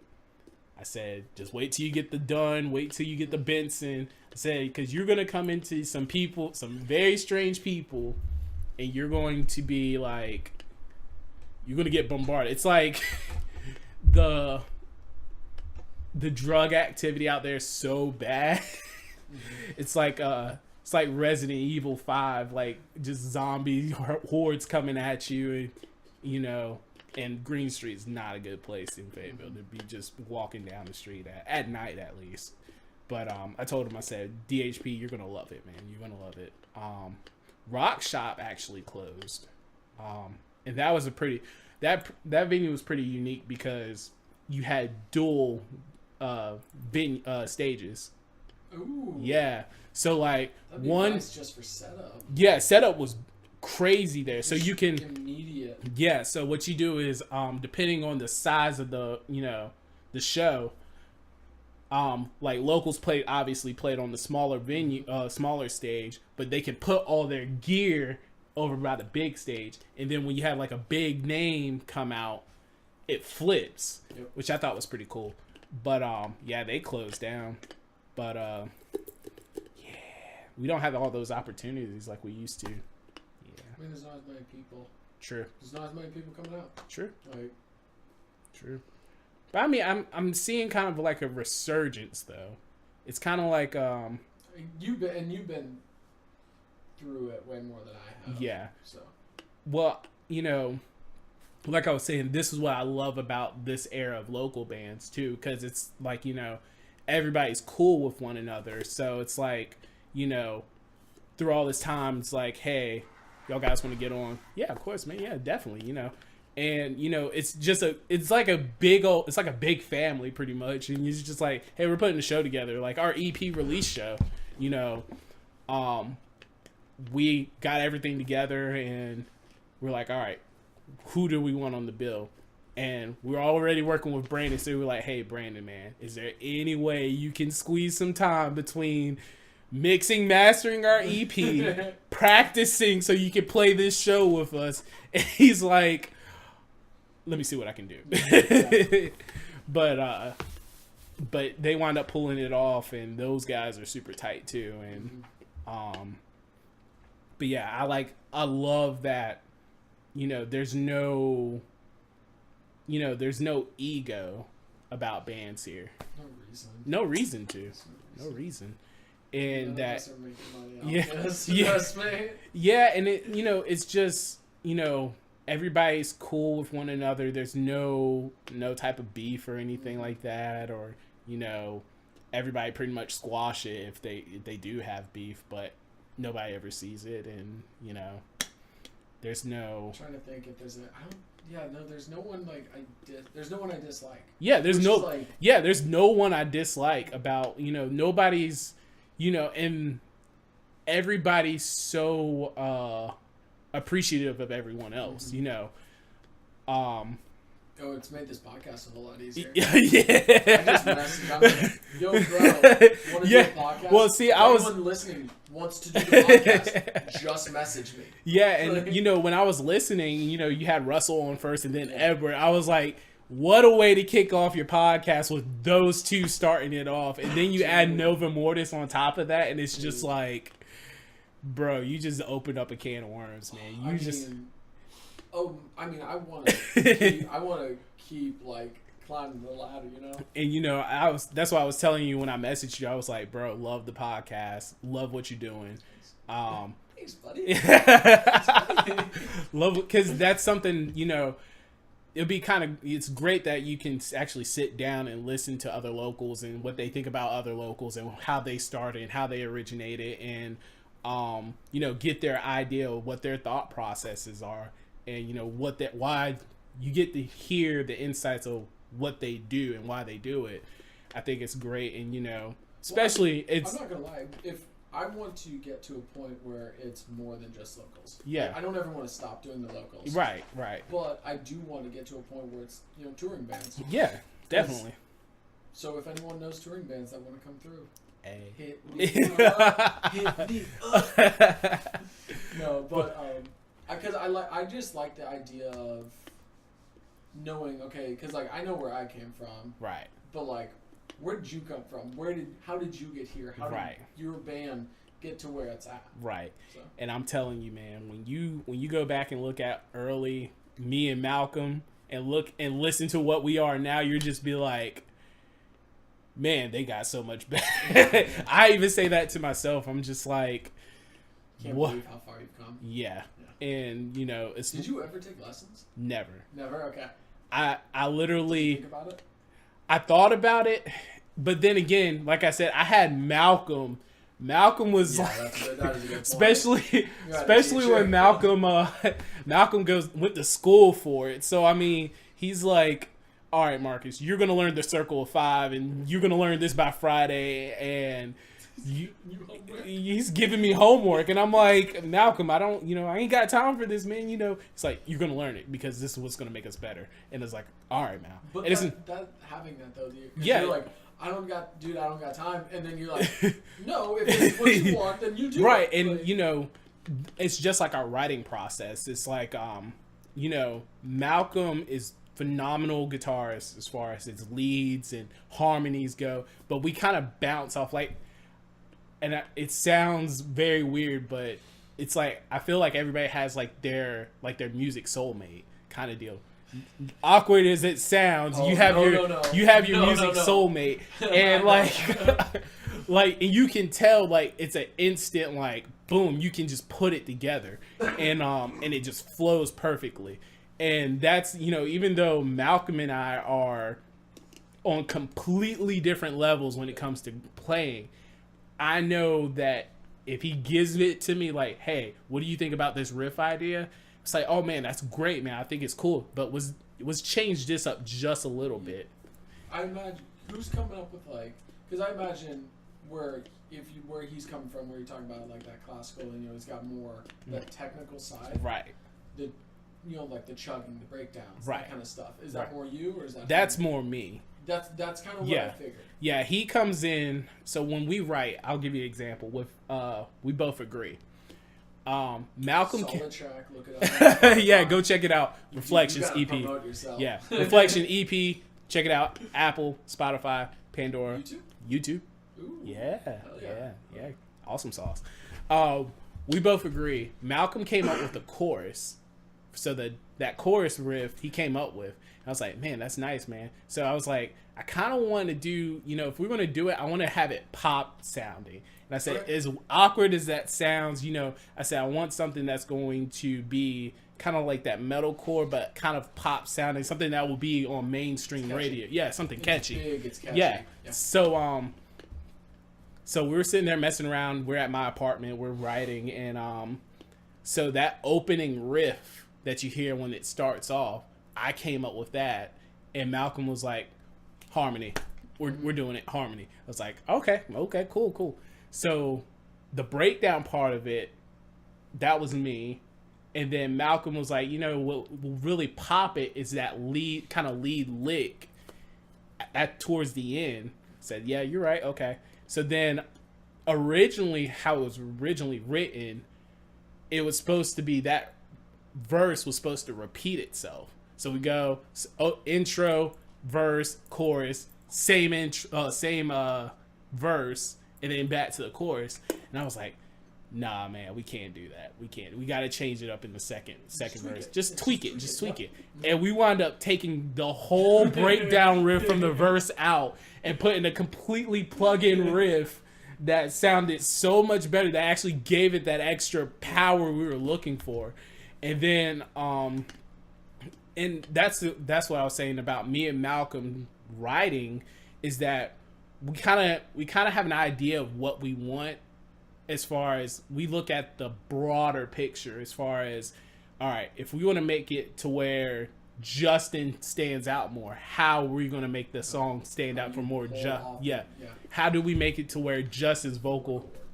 That's how you do it. Well, haunt, man, haunt. When we play haunt, as soon as you hear those first three little notes, you're just like, yeah, this is about to get deadly. And and that song was specifically written so Justin will stand out. Mm-hmm. And so he can shine as far as showing his range and his screams. And then, and I was only there for Haunt. I helped write Haunt. I helped write We Both Agree. And I helped wrote Smoke and Mirrors. And Is that the... I wasn't there for that recording. No, you weren't there, and I'm so glad you weren't there. You would have. The fact that Edward put up with it. Shout out to Edward. Much appreciated to Edward Henson. Dude's amazing. I literally thought he was about to slam his head against the keyboard. We were there. We got to his place at 10 o'clock. We didn't leave his house from doing final tracking of guitars for Smoke and Mirrors till 10 o'clock at night. So you already know it's a 6-7 minute song, and it has so many different parts, and it's so technical. So everything's gotta be perfect. And that's the thing with Malcolm. Malcolm's like perfectionist when it comes to recording. Now, back then when we first started Fallen Uprising, we did Forevermore as a recording. It was like, okay, let's do it so we can get it done. But if we're looking at it on, if we're going to do this to become more professional, we got to do it right. It got to be clean. It got to be perfect. And when I was listening to Edward about, side note, when Edward was talking about, intonation and all that stuff, I had no clue what he was talking about. And so I was like, Malcolm, here's my guitar. Can you set it up for me? So he sets up my guitar. We get to the studio. He's like, your intonation on your F string's completely off. I'm like, well, Malcolm set it up. So, blame him. So I don't know how to do that. I was like, I know what, now that like that's what I was saying about being kind of like ignorant in the sense of not knowing. So, but it's a learning. Yeah, so it's a learning. Really It's a complete learning. So now Edward kind of brought that out as far as, okay, if I'm gonna record, this is what I need to do, and I have to understand the logic of the purpose of why we need to do it. Mm-hmm. And so, thank you, Edward, for letting me use your PRS Torero, because that's a phenomenal guitar, and whew, she's a beauty. It is a beauty. So so we're recording Smoke and Mirrors, and we get to, let's see, the intro, the verse, the breakdown, and we're going into the second half of the song. And there's so many different parts. There's clean tracks that comes in, then it comes back into, the distortion, and we do this tremolo picking part. And when Edward was like, Marcus, do you want to do it? I was like, nah, I'm gonna let the perfectionist right here do it, because he's super. Yeah, it was like, it's super. I can do it, but it's not going to sound as clean as when Malcolm does it. So he goes in and he's listening back. He's like, I praise you, Malcolm, for hitting every note on time. He's like, I'm so glad I didn't have to go and edit anything about that part. But I literally was like, after recording it, I was like, Malcolm, we're never writing a song like this ever again, man. We're never doing this again. But how much did you grow from it? We grew a lot. I That's mean, what, yeah, that's that's what the, I find yeah. so, like, yeah, you may never write that song again, because, but at the same time, like, that curve, that growing process is like, oh, now it's not so hard. Now we can do more. Right, and that's where we're leading towards now, as far as our writing goes. You know, we played a show a couple weeks ago. Well, it's back in February, so last month, at DHP, and we played a new song called Monuments. And Ryan specifically wrote this song, White Ryan. Do you have it recorded? No, not yet. Do you have, like, a live video? Because now I want to hear it. I don't think we do. I don't think nobody recorded it. Okay. But Ryan wrote this song, and you know, Malcolm and I, we were like, okay, let's tweak it up a little bit, and we didn't want to change the overall sound because Ryan had wrote it completely out, and you know, so we did little minor things. Does he play guitar? Yeah, he plays guitar too. Okay. That's another dude you can't sleep on. I don't wanna... He plays bass guitar and he has a drum. He plays drums. So his voice. yeah, and he can sing. So yeah. White Ryan. So he wrote it out, and we did some minor changes, and we played it for the first time at DHP, and they were like, "Bro, that was really good." And I was like, "Now I'm starting to become more comfortable because I couldn't find my voice, and OSR broke that back out for me, but because I went from just doing screams with Our Savior Remains to now doing clean vocals and screaming with OSR. So trying to find that voice was what was hard, and what I wanted to bring out was the emphasis of Ryan's vocals. So with this song, I'm just doing a bunch of O's and kind of like repeating what he's saying, but kind of like on an echo sense. But it brings out him, and then because at the time, you know, I'm so focused on playing my guitar. Had you been with Fear the Indifference? Were you doing vocals? Because I felt like you. I was in and out of it. Okay. Yeah, I was in and out of it. Because to be honest, it was. I just didn't feel like it was like I didn't feel like it. No. But you know, it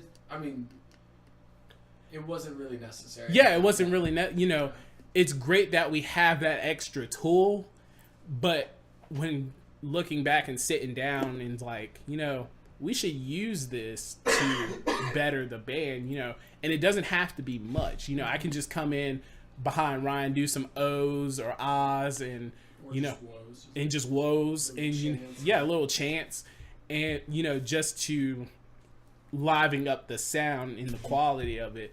And then Justin, his range is freaking everywhere, which is ridiculous. And so for me, he at least he knows he has a solid mid when I scream. So I was like, you know, there was a time when he was like, "Hey, you doing vocals tonight?" I'm like, nah, I'm gonna let you guys shine. But like when we were sitting down talking, we were just like, you know, if we want to take it seriously, this is what we need to do. And I was like, you know, Ryan's song is definitely Monuments is definitely a song where it should break out all the vocals. So at the end of the song, we kind of do like a 3-part. It's not really a harmony, but Ryan's doing his clean chorus by himself singing. I'm doing the screaming while playing, and Justin's kind of repeating off like an echo while doing screams. So it all comes together, and you're just like, yeah, bro, didn't know y'all can do that. And shout out to Kevin, because Kevin was like, oh, Marcus, why aren't you doing, you know, he's seen me play with OSR and FTI, so he's seen me do vocals and play, and he's just like, bro, why aren't you doing backing vocals for Fear the Indifference? I was like, I don't know, just wasn't really feeling like it, It just never- because you see me play, when the moment we hit the stage, I do not stop moving. No. Not No, no. don't. There's never. I must be sick or dying if I'm not moving, and so for me, it's just like I'm having a good time. That's what I envision, and nobody said I can't do both. So that's why I was like, okay, I was putting that guard up. Like, I'm just, I want to be professional, but at the same token, I want to have a good time. So it's like, oh, I want to move around, do all this play and all this stuff. And then I was like, to really liven up that sound, having just simple backing vocals will definitely bring it out. So. It's just little things like that. They're just going to fill out. Yeah. It just fills up the empty area. Oh, yeah, definitely. Yeah, definitely. And from what Tommy said in Never Mortis, those keys come in handy. Whew! Did you guys throw those in? Yeah, we threw some keys in it. We threw which wound up helping out because when everything was said and done, finished, as far as tracks and all that stuff, Black Ryan, the drummer, he had yeah, that's the only way I can isolate them too. I don't want to go like drummer Ryan or bassist Ryan, It's black and white Ryan. Black and white Ryan. So Black Ryan, he bought a rolling board so he can go and he can put his bass drops in, but it also puts the backing tracks on the board. So literally he hits the board, he keys us in, so we're just playing through Ryan. But when he does that, it plays not everything, but just all the sound effects as far as like the bass drops, the snare bombs, the little keys that we have. So like in Smoke and Mirrors, you'll hear like some I call it like the circus music when I'm doing the clean part. So you hear the little that, and Malcolm comes in with the little lead on it. But so it was great. We actually went in and did all that. Edward was there. He's just like, yeah, that sounds good. Yeah, cool. Okay, cool. Boom. Wait, so did you guys do it or did he do it? We did it. He so we showed up. Malcolm. So you guys had experience in this then? Not really. It's just Malcolm. So when Malcolm went to school, Does Malcolm play? Well, it was required for him in school to play both. Gotcha. So yeah, his teacher was like, if you're gonna play guitar, you're gonna play piano. That's the only way you're gonna play. That's the only way you're gonna know how both those instruments tie in together. Yeah. And so so Malcolm knows how to play keys. He doesn't play it a lot, but I was going for overall sound. What's gonna sound good? Yeah. So he literally was like, here's the keyboard. These are here's all the effects. Here's all the options you got. Sit around, play with it. We'll once you figure out what you want, we'll record it, and then bam, good. So that's crazy. That's awesome. Yeah. So and I dabbled with keys a little bit, but not on the level Malcolm was. But I'm all about just the sound effects. So I was like, what's gonna sound good? What's really gonna brighten up this sound in this one area of the song? And so yeah, it was keys come out. And it definitely fills up that dead space in the song. Definitely. I've got a question. Yes. Because Turner and I cannot find it. Okay, on the EP, it says it's featuring Kevin. Where and what song? Track 1, Haunted, second verse. Okay. We listened... I could not tell where he was. Turner and I listened to it, and we could not find it. And then we're like, where is he? Does he sound like Justin? Is that what? Or is I wouldn't say Kevin definitely has his He definitely came in and did his thing on that track with Haunted. I wouldn't say. Closer, then. Yeah, you gotta listen super close because there's a difference, but I know being around Justin for so long and hearing him scream, I automatically can hear when Justin plays and when Justin comes off.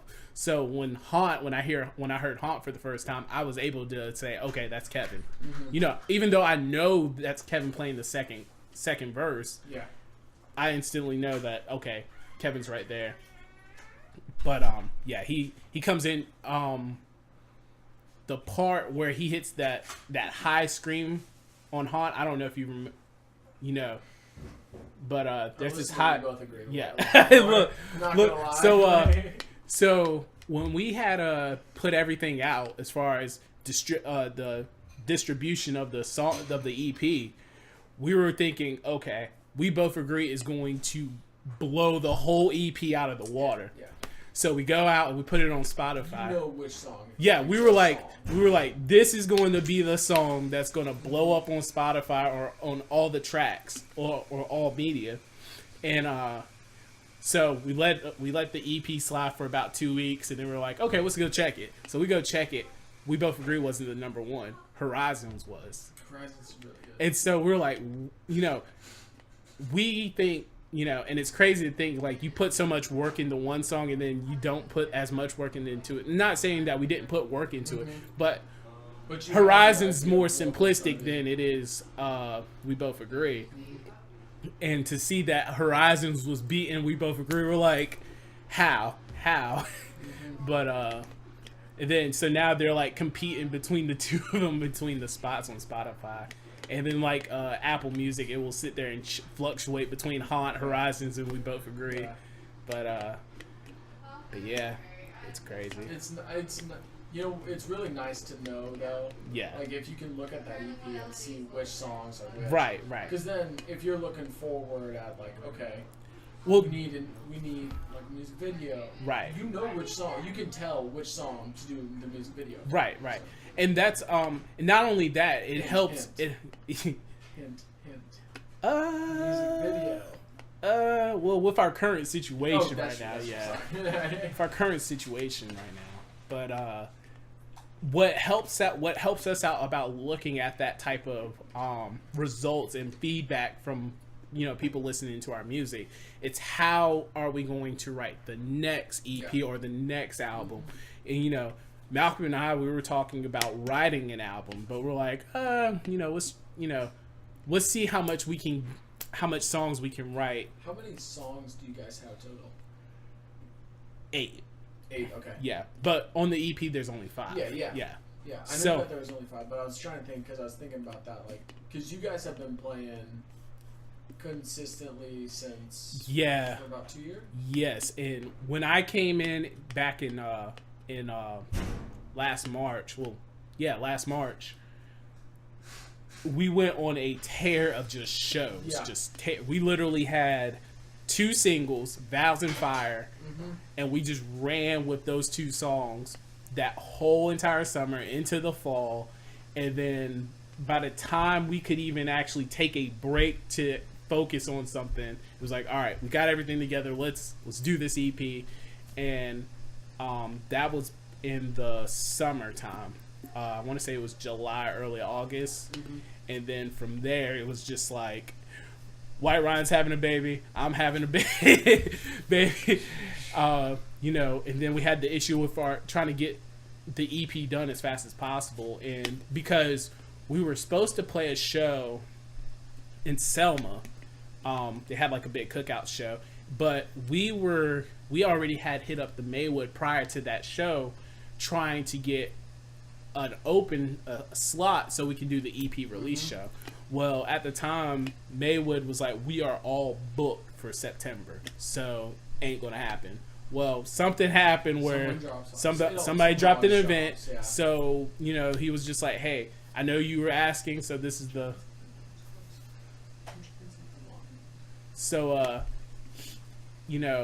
he was just like, the owner was like, I know you were asking, we got a venue, event that dropped, so if you want it, it's all yours, you just got to put it together. So we're like, when's that? September 8th. And we're just like,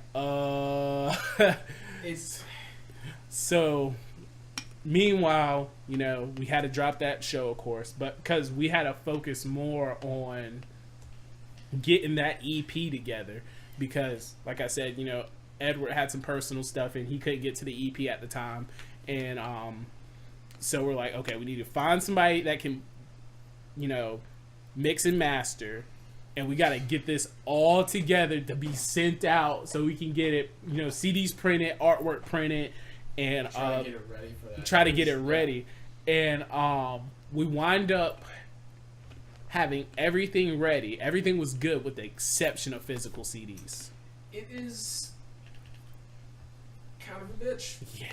Trying to find someone that, you know, find a company that can do it for like a reasonable price, and get you know, it to you. but you're also going to get, you know, and that's what, you know, that was the thing I wasn't really panicking about, because you got so much, you know, avenues as far as, you know, you can go on Apple Music and just hit the ad button and it's instantly on your thing. And then, you know, same with Spotify, you know. But people don't really. Yeah, people buy. CDs. Yeah, people don't buy CDs anymore. And I know personally, like, I don't listen to music when I drive. Right. I don't listen to anything. So I know, fucking weird. No, I'm so with you with that. I'll listen. So I have like a playlist that constantly renews every Friday of new music that I can listen to. I'll listen to it while I'm at work, but when I'm driving, it's nothing but podcasts. Oh, see, I don't listen to anything. Oh, really? One, because, I mean, this isn't my actual phone. My actual phone is, or a slide phone. Mm-hmm. It doesn't have internet. I do not have And a you can't smartphone. pay attention when you drive. You shut your mouth. You- I almost killed us. drive. I almost killed us. Yeah. I broke one of his pedals because I almost killed us. I'm replacing it. Come on, Tanner. Come But on, man. I know. No, but Slow like, down. Slow down. Stop! Oh shit! Oh no, like I know, like I don't listen to anything when I'm driving. So like, which is probably weird. It's probably weird, but whatever. I mean, if I you, do the same thing, man. hey, I just for me, it's not that I don't appreciate music. It's sometimes for me, it's just like, I don't know. It's like kind of taking myself out and just listening to other people, just listen to a conversation. So like, for example, when I listen to like Joe Rogan, for example, I listen, you know, just to hear opinions. That's what I love to hear. I like to hear a topic, people disputing about it or talking about it, because it makes me go home and sit there and do research. Like, apparently I don't know what I'm talking about on this subject, so let me go and research it. So it definitely helps out with that. And then, like I said, I listen to a playlist that updates every Friday, and so I kind of get an idea of what the new sound is, and you know, new bands, new sound and stuff, and so it's good on that nature, because you know, my job, like I was telling you, you know, I'm the metal guy in my office, and you know, my boss at the time, he's since left. He does like bluegrass, Christian music, and then his boss does like gospel music. So between the three of us, it's like when we have a show or we got an event to go to, it's just like, yeah, I understand, you know. And that was what's great about my job, is that, you know, having other musicians in the area definitely Having so, someone that understands. yeah, definitely. But I'll sit there, I'll just put the headphones on, get to work, and just listen to new music, and like, okay, so. But if there's a band that I like the single, I go and research that band and just like, okay. We were listening to Crystal Lake the other day. Crystal Lake is good. So good. Crystal Lake is good. Like, I think Japanese Ernest actually got me put on to this. I mean, I've always been like a big Polyphia fan, big Chone fan. I went to Charlotte and saw Polyphia and Chone play, and there's this Japanese band called Tricot that opened up the show. And so he went because he doesn't even know Chone or Polyphia. Yeah. And I'm like, you're going to Charlotte to see Tricot play. And I was like, I'm not judging you, but if you had said, Marcus, why are you going to the show? Oh, Chone and Polyphia's playing. Obviously, Yeah. that's why I'm going. And he was like, bro, I'm telling you, listen to Tricot. And I was like, okay. So I went and I listened to one of their songs, and literally, you got to have subtitles when you listen to their music, because they don't speak no English whatsoever. Yeah. But the music is so technical. It kind of like, I was not making fun of it. I was like, but some of these songs sounds like an opening to an anime, like opening or ending to an anime. But it's really good. It's really chilled music, just like Chone. You know, you just listen just to enjoy it. But Anywho. yeah. Yeah, so we were talking about so physical CDs. I know. There was I know people still listen to them. Yeah. It's just So we had Our Savior Remains. This is a funny story, and this goes off of physical CDs and stuff, because I wound up buying a vinyl at a show from a band. Our Savior Remains, we played a show at DHP, our first show, with this band called Cognitive. Now, they're like a death tech metal band. So we're like, death metal, Christian metal, how's this going to play out? And, you know, we went in, you know, the guys definitely didn't have that nerves, but it was just like, kind of wait, you're expecting the judgment to come, you know what I mean? And so we get to the show, and we actually get to meet those guys in Cognitive. Shout out to them. They're really cool guys. And you know, we get up there, we'll play and stuff, and their vocalist comes up, and he's just like, yo, man, you know, it takes some guts for, you know, like a Christian band to come out and do all this stuff. And, you know, it's like, yeah, you know, I appreciate it, you know. And so, you know, me, I always like to get an idea of everybody's merch tables, what they got, you know, what people are buying. And they done slapped a vinyl, because I'm a big vinyl collector. So, they done slapped a vinyl right there, and I was just like, shut up, take my money. Here you go, I'll take this. He was like, you sure, man? I was like, yeah, I'll take here. Vinyl's coming back, actually. Yeah, vinyl's coming weird. back. I think it's just like I heard, I don't know, I was listening to a podcast or something, but it's kind of like that. It's kind of like a resurgence of something physical. Yeah. People want something physical for like a memory. Well, I had Dylan's band, Live for What Lasts. They have yeah. cassettes. They have cassettes. Who has a cassette? I don't even know. Yeah, I don't even know. But see, it's like for me, it's like I already got the CD, and I'll listen to the CD. I play the CD sitting in my car right now. Mm-hmm. But like, I would have that. I would buy it strictly for a novelty piece. Yeah, like, exactly. yeah. You're never gonna, I mean, I'll probably listen to it, but you know, I don't have a player at the time. But it'd be one of those things, like, you know, like now that I have a daughter, you know, we're getting her into, like Amanda, she's really big into oldies music, and I'm big into, like I said, rap, soul, hip hop, metalcore, all that type of stuff. My music genre is all over the place. So when you come in my car and you're like, here, or if I'm in the car with you, you're like, here, Marcus, here's the aux cord. You don't know what you're getting from me. It's all about the mood.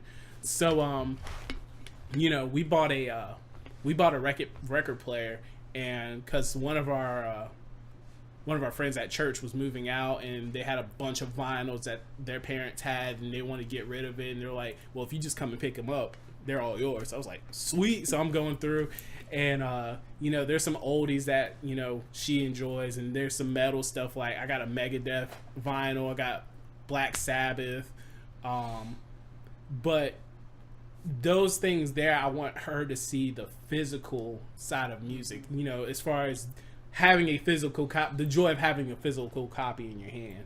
And you know, it's so much, because like, I feel like digital is just singles, which is whatever. Yeah, I can see that. It's just like, I mean, I listen to full albums, right but like, I feel like it's, you know, it's all about that single. Yeah. Versus like when you have the physical album, is the right. album. You appreciate it when you have a physical copy. You appreciate the music a whole lot better because you invested. You know, there's been times, I'm not gonna mention names, but there's been times where I bought no. You know, there's been times where, you know, you listen to a band that's live and you're like, dang, they're great, and you go and get their CD, you buy the CD, you put it in your car, and you're just like, this is not what I heard live. It's missing. Energy. It's the energy. And you know, and I feel it, but then again, they drew you in to make that investment. And so with digital, I think digital is great as far as getting your content out there.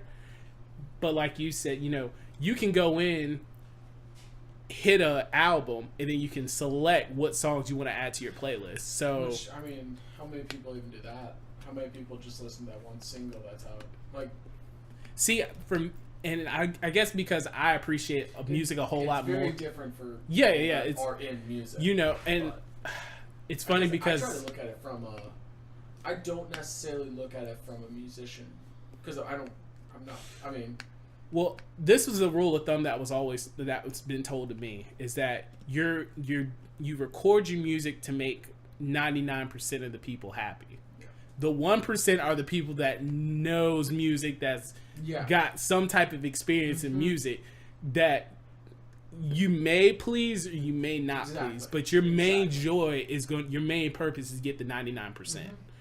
And so for me, coming from one side of a genre to another, I appreciate music throughout. So I come in as not only as a musician, but someone that enjoys music. So when I listen to a band, they can have one single, just that one single. They don't have no EP or anything like that, just that one single. If they got a single and I enjoy it, of course I'm with them. You know, I'm like, okay, when are they coming? When they're going to drop the next stuff? But I think having those, the digital side is great just because you can get that content out to everybody. It's better, distribution wise. It's a lot better for getting, I guess, being able to promote and being able to get yourself into new markets. Right, it's right, better. Right. It's just I feel like there's like some disconnection. Right, and there is. I mean, there is. But it's also about how you put it out there too. For example, like some people do like bundles where you get a digital copy, you can buy the vinyl at the same bundle, and then you can buy the CD in the same bundle, so you have it all. But those are more for those, that niche market that wants all that stuff. For me, if a band has a vinyl, it's instant. Take my money. Take my money. And it's not because I support that band, because I do, I'm making that investment, but it's having a physical representation of, what I experience. So that's what I enjoy about it. That's what I enjoy about having physical stuff. So. Oh yeah. Yeah. I enjoy t-shirts. Yeah. I like t-shirts. The only thing is, like, I was saying that on the Nova Mortis one, I was like, I don't like black shirts. Because I have so many black shirts. I was like, I don't need another black shirt. Well, I went to go I'm wearing this For Today hoodie, as always. Yeah.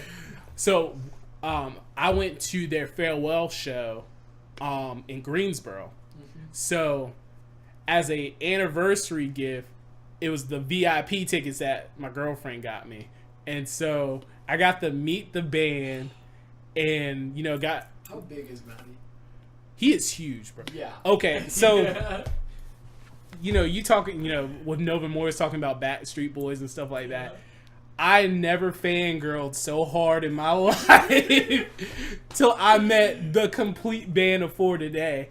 And, I went up to Ryan. I was like, he's like, hey, I'm Ryan. I'm like, Which one? huh? Which one? The guitarist Ryan. Guitarist. Yeah. And so I'm shaking his hand and I'm like, I'm trying to have a conversation. It's just us just coming out. And so I'm sure that's and it's not only because I like their music, I like their message. I love their message. And overall, I think, and it's something about, just like with Jackie Vincent with Malcolm. Malcolm admired his guitar playing, and he wanted to get those ideas. I enjoy the way he plays, so I kind of want to get the idea of, what does he learn? What does he put into writing his licks? And none of that was coming out when I first met him. So, they sign my stuff, and we get a picture with them, and then I get to their merch table, and I'm like, I need that hoodie, I need that shirt, I need this, I need that. So they wound up making like $120 because of course you got to buy the missus something. So the drummer's doing. Yeah, he's with We Came as Romans. Okay. Yeah. I think that was a good move for him too. I mean, he's a phenomenal drummer too. Phenomenal drummer.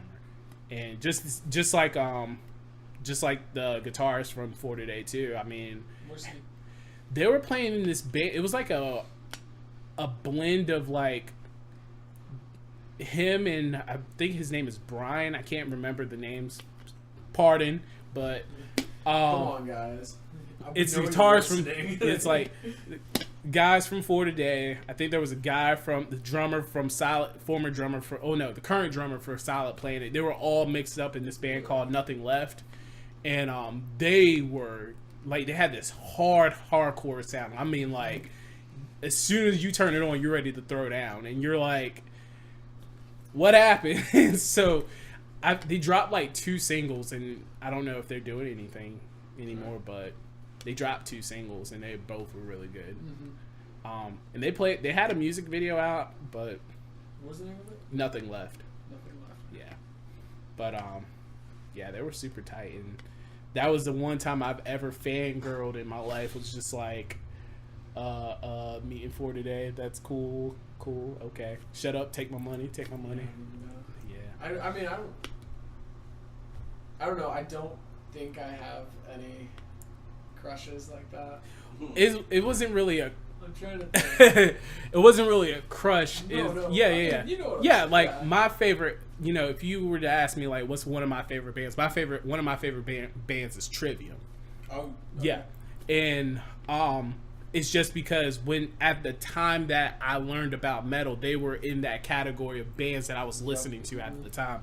So Very influential. very influential to what I play and what I continue to play, and not only in the sense of just riff ideas and just overall style. I love the way Matt sings. I love the way the guitars are. I love pretty much everything about the way they write their own individual music. When I saw them, it was in Winston-Salem. They were playing with. Now the lineup was crazy. You had After the Burial opening. You had Kill Switch right behind them, and you had Trivium headlining the show. Oof.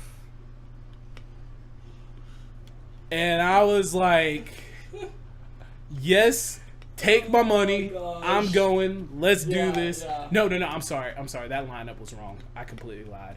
It was the first show I went to with Trivium. It was After the Burial, someone else. I can't think of the name, and then it was Trivium. Okay. And then the second time I went to the same, this is how I got it confused because they played at the same venue 2 Yeah. different times, and it was After the Burial opening of the show, both shows. So the second show I went to out there in Winston-Salem, it was After Burial. Code Orange opened. Okay.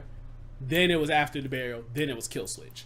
But anywho, so when I saw Trivium, it wasn't like I had that same type of fangirl thing with For Today.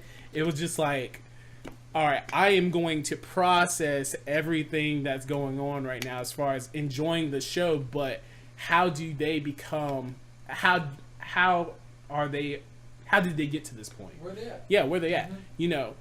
Because they didn't have to play in Winston. I mean, the whole venue was small. They can kill a big venue, but it was like a small little intimate. You still had people moshing and stuff like that, but it was a smaller venue, so you get to enjoy it a little bit more because they were a little bit more personal. I personally love it. Like I see larger venues and I'm obviously I would take it in a heartbeat. Yeah, But there's a level of intimacy that exactly. disappears. Well, I had the joy of seeing Killswitch perform in a stadium, like a coliseum, and I got them see them play in a more intimate session.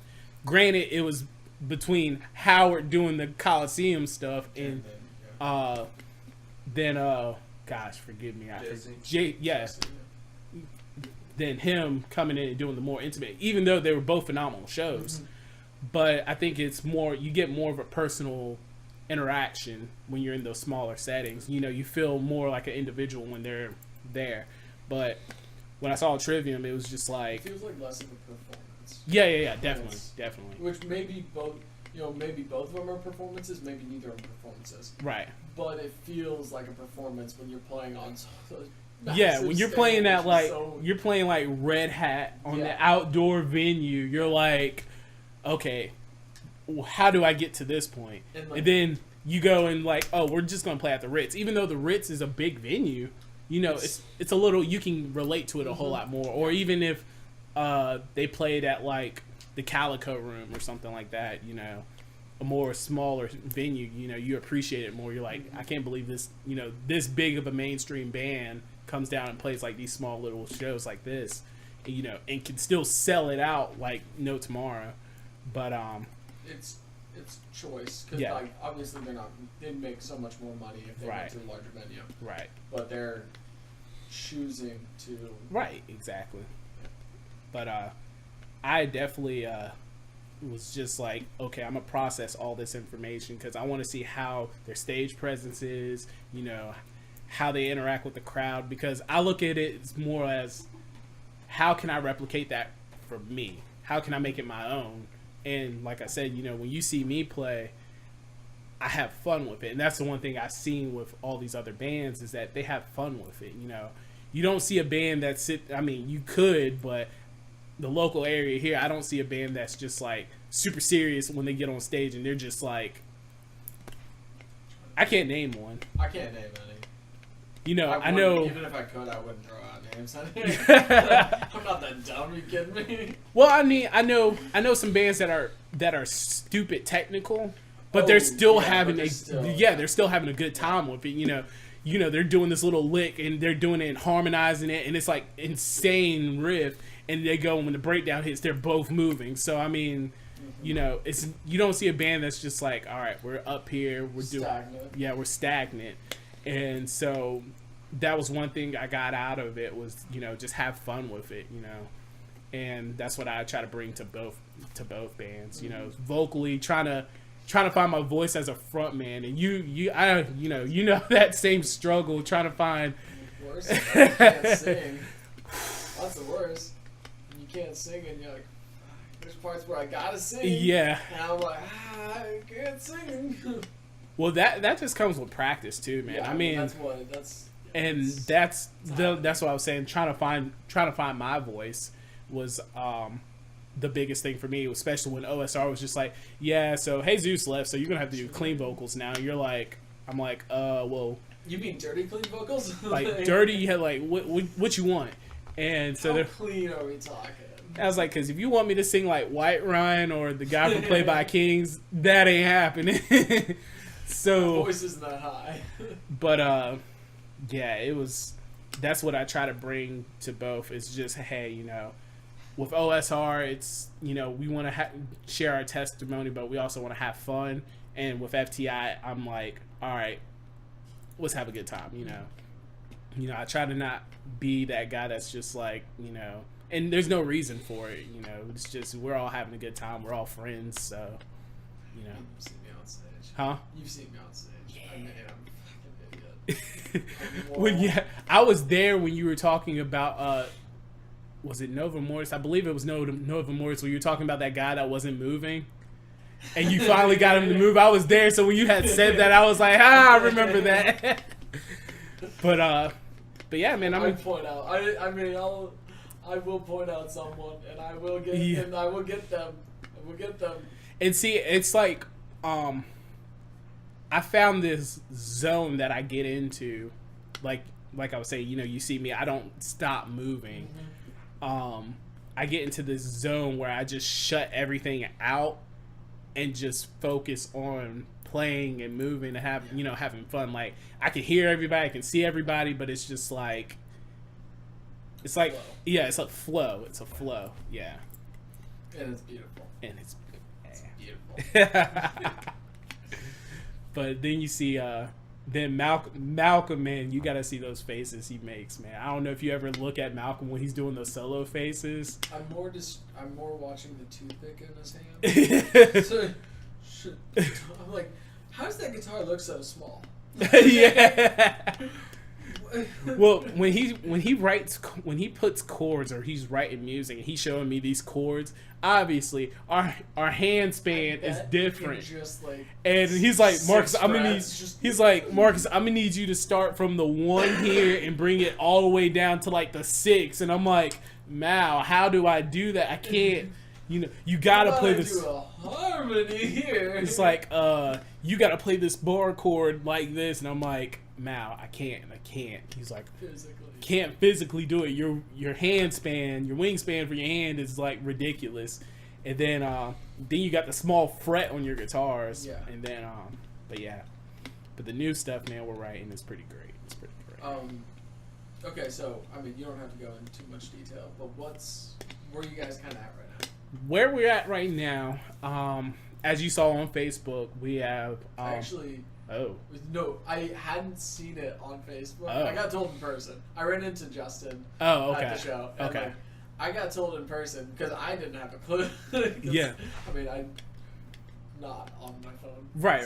Like, Well, Ryan came to. We'll start with White Ryan. White Ryan came to us, and he expressed some, issues, and pretty much he got some personal stuff that he wants to take care of. So he's kind of taking a step back, and we appreciate it, we respect it and stuff, and we just, it's, to me, like I was telling Justin when we were having this conversation, I feel, despite what me and Malcolm do as far as the writing process go on guitars, those two are like, those two to me are like music soulmates. Like the way they write, the way they, flow in the songs and stuff like that. Like those two are super. Justin, yeah, Justin and White Ryan, and yeah. I love it. See, you look. I had to like physically implant that in my head. Like I gotta call Ryan Hall White Ryan. I gotta call Ryan Powell Black Ryan. And so, but I just love the distinction. but it was a definite blow, because like I said, I feel like those two together adds that extra oomph to our songs, and not only just the writing, the lyrics, but the way they flow in the song is what really stands out to at least me. I don't know about everybody else or whoever's listening, but I felt like, that was a blow. But, I respect his decision, regardless, we're still going to be friends. We're still, you want to hang out, you want to go to shows. We're still on that type of, thing. And the same thing with Black Ryan, it's nothing against him. It's just, there was some things that we necessarily didn't agree with, and as a band, didn't agree with, and we just felt like if we were wanting to progress, that things needed to change, and we didn't feel like that was with him, and it's no disrespect to him, he's a great drummer. He's just, we felt like at this moment that we needed to part ways. And, I still will go and support him. I'll support Son of Nile. I'll support everything he does. I'll come out to shows and stuff like that. But, it just had to be that way. And what's crazy about, since we had posted that both of them were leaving, we got swarmed. It was like, it was like, y'all guys are freaking ridiculous if you think you're giving up now. No, we're gonna plug in some people. We're gonna make this work, and that's what I think.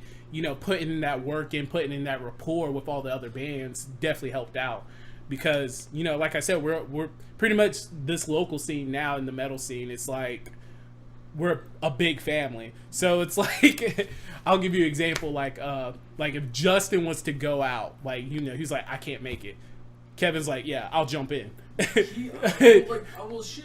Just when Ryan had to miss a show. Yeah, Ryan had to miss the show. Truzy, yeah. Yeah, Truzy filled in. And we've been getting bombarded with requests, and so we're trying to figure out. We already got some candidates that's kind of wanting to, like, people mapped out beforehand anyway. No, it wasn't like we were mapped out. It was just like they were just like, bump auditions. We're gonna come in, do what we're gonna come in and do it, and we're just like, we appreciate it. We don't know what we want to do with all the requests we've been getting.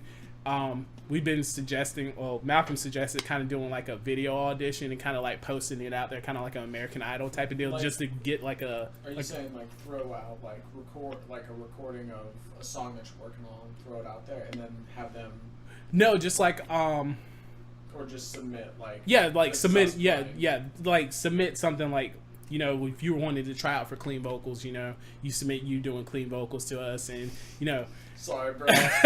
Well, you know, and that's the talk that we're discussing about, is that we want to not only try to inquire some people to fill in, because we don't know if we want a bassist that can sing, or we want to do kind of like We Came as Romans, where you got 6 members, you got 2 vocalists. You know, we kind of don't know. We're kind of Just backtrack yeah, the bass. yeah. We talk. Yeah. We joke about it all the time. So we're just kind of figuring that route out, and you know, coming up with ideas, because we want to add members, but we don't want FTI to like lose the groundswell that we had, all the work we put. We don't want that to diminish. With the direction, because you mentioned like where you want to go. Right. That's pretty. Because I feel like that needs to be pretty clear at this point. Yeah. Where if you're bringing in two maybe 3 new members, Right. Direction's got to be like, this is what it is. Right. And the best thing about it's a plus and a minus to me, because I won't mention names, but the 3 that came out. Won't mention names. 3 came out. The 3 that came out, you know, just saying, "Hey, we want to do this." You know, they didn't have to do that, but knowing their style, knowing their experience of playing and stuff, it's like you get all 4, just me, Malcolm, and the 3 of them in a room together. Some heat is going to come out of that room, like straight heat and. Good or bad? Good heat. Okay, I was yeah, gonna say some fire straight, just straight fire. Okay. And but we don't want to. How can I put? We don't want to go ahead and solely put it on them yet. You know, they came out and said we want to do this because obviously y'all not going nowhere, and I think that was great. You know. But you know we don't want to pull people from other things, and you know we want to give someone a chance that's not in a band, that wants to pursue music and wants to take it seriously, an opportunity to come in too and do what they want to do. And what's great about that is that we can get fresh eyes on a new sound. Like, you know, despite both Ryan's leaving, you know, we were thinking, you know, the last Ryan's song, for example, Monuments is what the song is called, that Ryan wrote. You know, that's a sound that kind of has that mainstream sound, but we're also looking at experiment with more technical stuff, more gent sounding type of styles and stuff like that. And so like Malcolm just bought like a 7-string ESP LTE, so he's like, yeah, I'm experimenting with 7 strings now. And so of course now I gotta go get a 7-string guitar. And Awesome. like, Malcolm, you do realize I got a child, so all my money's going to her. You just So- gotta learn how to so, play yeah. 6 strings. So it's like, what I'm gonna do is I'm gonna add an extra fret, add an extra neck to about 2-3 inches on my neck, and add a little tuner peg and add another string so I can meet up, because you know I don't got the funds for it. Yeah. But but you know we're definitely experimenting with some new stuff. We wrote Monuments, played Monuments. Me and Malcolm's been getting together, writing some stuff, and we like the direction of where it's going. But it's all about adding some new people too. So you know you gotta also the right people on yeah, the right schedule. yeah. And that's one thing too. You know, we all got full-time jobs, so you know, trying to get all that together on our schedules. You know, it's kind of, you know, it'll either be 2 of us going and be like, all right, we recorded this. What do you think, Malcolm? Or what do you think, Justin? What do you think, Marcus? And you know, making sure everybody's on the same page when we go. And you know, it's something that you know, we all want to strive to do better, and you know, we don't want to lose that momentum that we worked so hard to bring up. But we're also, I say we're very blessed, and I'm very appreciative of all the requests and all, you know, the support from everybody coming out and saying, hey man, you know, sorry to hear about this, you know, kind of sucks, but you know, if you got some upcoming shows and you need somebody to fill in, I'm here for you. So I think that's what's great about our local scene too, is that, you know, you can just, everybody's like, nobody wants to see a band down, you know. No, yeah. no. I don't want to, like, I was kind of torn about it, like when, like, leaving Aragon, because Right. I don't want, and I'm so glad Yeah. that they found the members, Right. and they've got shows, Right. like, because I was like, I don't want you guys to Well, stop. when you and Turner left, I was like, you know, y'all guys are great, you know, as far as, you know, your stage presence, and, you know, I hate to see that, you know, go away, you know, because it's like losing somebody. You don't want that person to go. So, you know, when you said, hey, I'm in a new band, Turner's doing a new band, he's recording, and I was like, He's well, moving great. quick. Yeah, he was like, We're dang, moving he's, much slower. I was like, dang, he's moving fast, but I was like, you know, you don't want to see people that, you know, you've been working with for, you know, for months, years, you know, that you created this bond with, go away and like, yeah, our band broke up, so now I'm not doing Just anything. quit, yeah. And so I hate to see that, because there's so much potential, and like I said, in the era of local musicians we got now, it's just so much talent and so much potential from everybody that you just hate to see it go to waste, you know. And don't count FTI out. We're still doing the thing, and we Did you have any shows lined up? we had 3 shows booked. We were supposed to play on the Sink the Ship show, Yeah, and that's the one that we went to. and we wound up. that work? Nick just shook his head like, I was like, well, so what am I supposed to get from that? Because Nothing. most of Nothing. most I of love those that bands, place. I was gonna say, most of those bands on that lineup was straight bangers. So, you know, but Justin had a conflicting schedule, and you know, our thing is you know, it was last minute. His schedule was conflicted. He was kind of bound to that schedule. He couldn't get off, and you know, we rather play as a band whole than to try to say, hey, you know, call somebody up. Hey, we need you to learn these lyrics like by 7:30, and it's like, well, so we dropped that show, and that's when Brian had already committed to playing the shows that we already had. Yeah. White Ryan already committed to the shows that we were going to play, because at the time we were still having this conversation and about, you know, our differences with Black Ryan and the issues with that. And you know, we just wanted, you know, when we did that, when we dropped that show, we're just like, well, we need to talk to him about it, you know, express our concerns. And you know, then we parted ways, and so now we're here. This is where we're at, and you know, Malcolm and I have still been writing. You know, we're still putting stuff together, and like I said, new sound. We're trying to figure out a new sound. Not really a new sound, but It's just a progression. more mature sound. Like, you know, like I said, if you go back and listen to like Fall and Uprising when we first started, and then compare it to now where we're at, you'd be like, oh my gosh, these guys got so much better.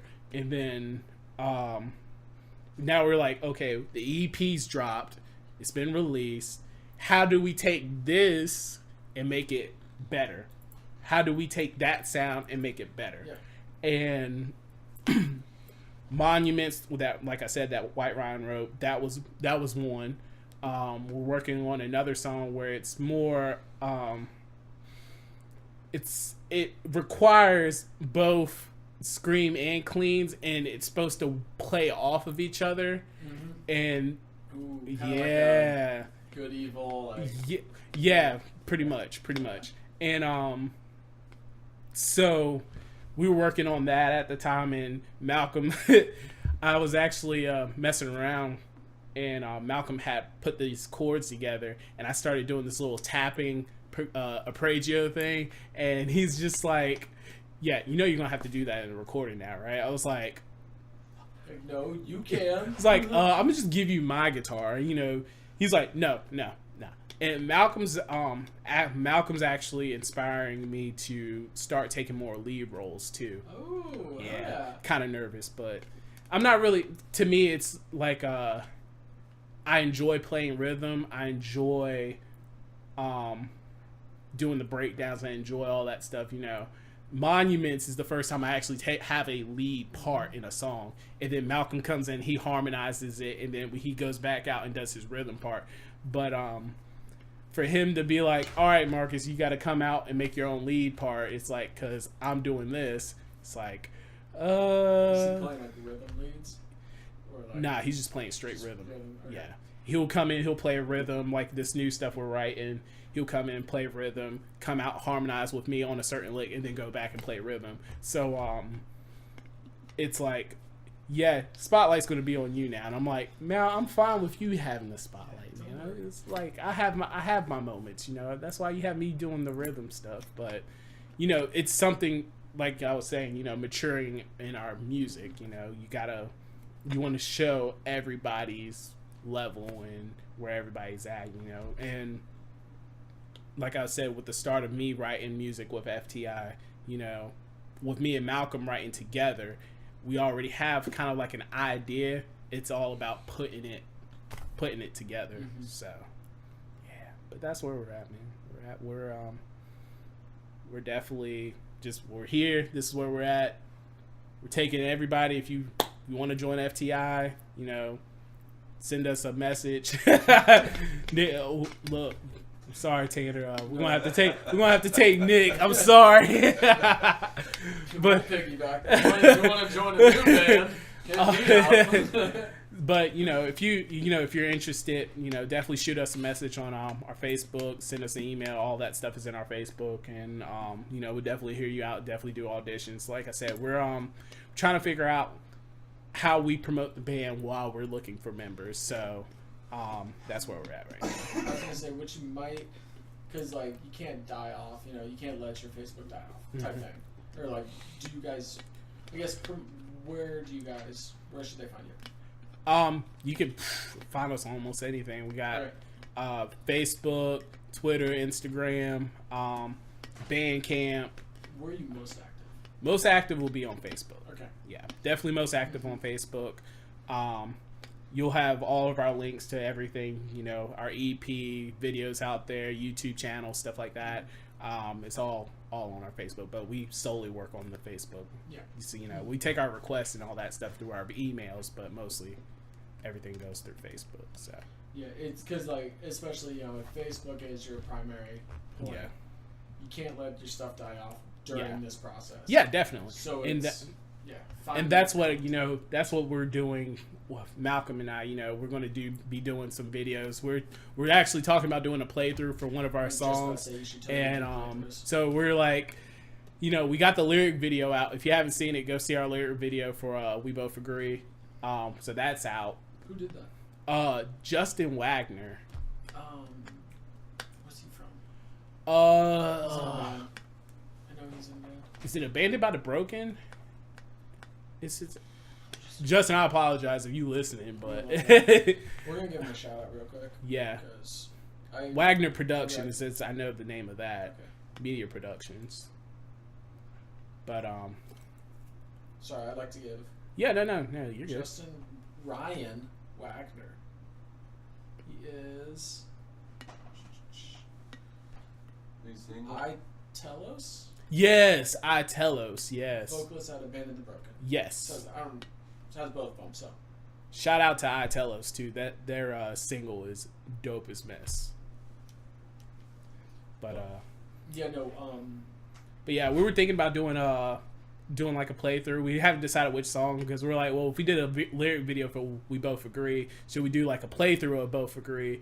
And so we're like, okay, Mal, you hear this? We gotta do a play. Tanner said we gotta do a playthrough of We Both Agree. I mean, I would do. Just logically speaking, I would. I was talking with John at Black Plate, right? And he was saying, you know, content, have something new, right? New form of content every month. Right. And then every week have some kind of update. Right. So whether that's, just a video playthrough. Right. Like, so yeah. fucking, you got 5 songs? Yeah. Means you get 5 video playthroughs. You can, and it's just like something that's definitely. It's not going to be a ton of work on your Right. part. And that's what we were trying to figure out. Like Malcolm suggested, trying to tie in, looking for members while we're keeping content alive. So trying to tie those two together, like he said, like doing like a video audition type of thing, post it out there. Because we're not going to have our fan base choose who's going to be on there. It's not going to be like America's Got Talent where, the voter, the Just people are the going vibe, to, just you got, vibe. but just to see the progression of where FTI is now and where we're looking for other people to join. And, and now that we're kind of where we're at now, I've been focusing on both, but now I'm definitely diving in more with Our Savior Remains and trying to get them up. Like I said, Ernest he left the band to pursue his rap stuff, and so we're figuring out. Looking for a guitarist then? We're up to. Yeah, he was lead. Okay. Yeah, he was lead, and I think it's great because I'm happy with what he's doing now, and his music endeavors and stuff. But those guys are definitely excited about the writing process, and we did talk about, hey, I can jump in and play guitar and do vocals if you want, or if you want to find another guitarist, or and so right now we're happy with the 4-piece that we got. Ed's excited. He's writing stuff. He's coming up with material.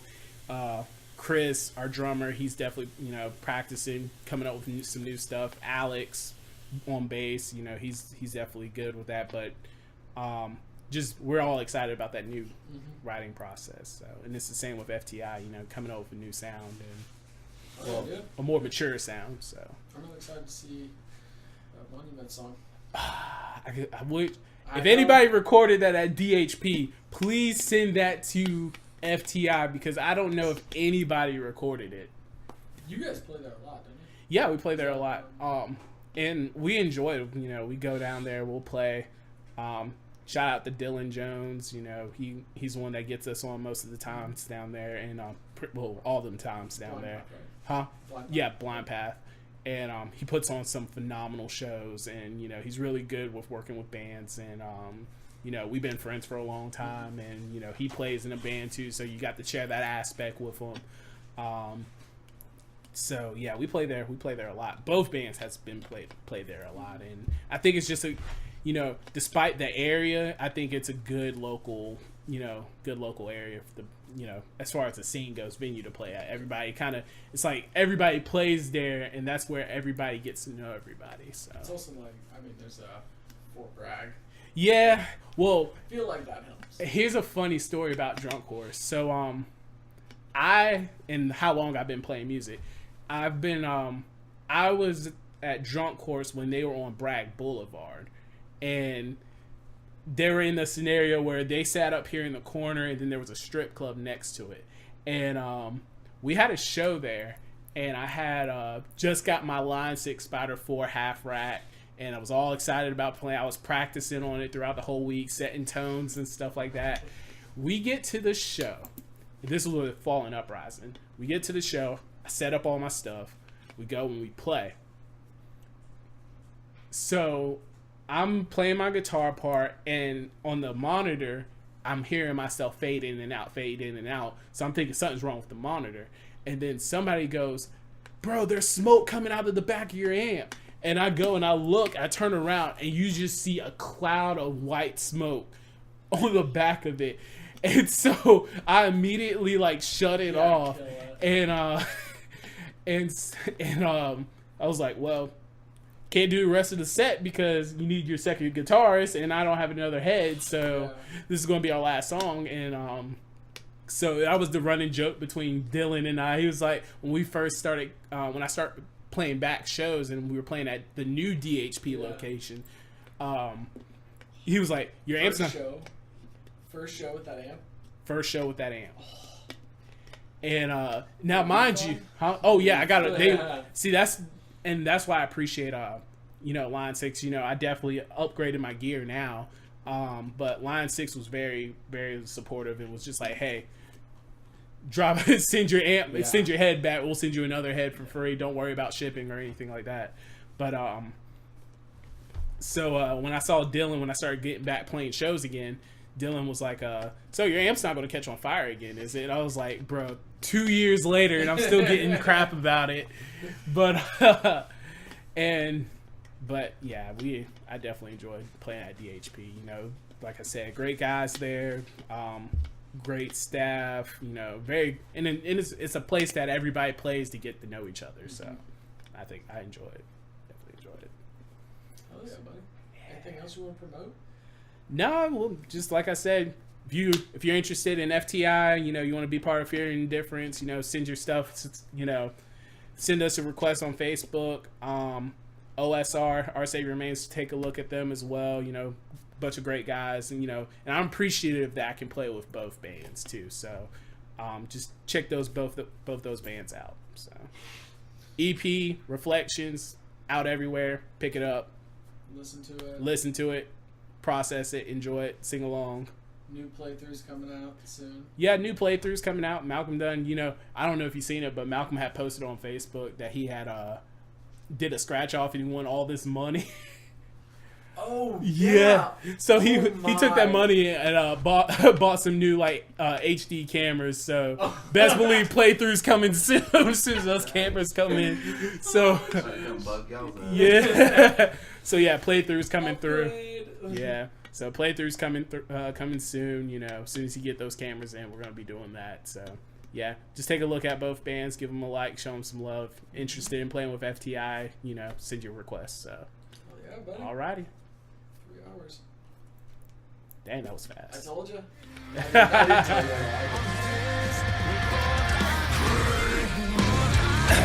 Yeah, me too.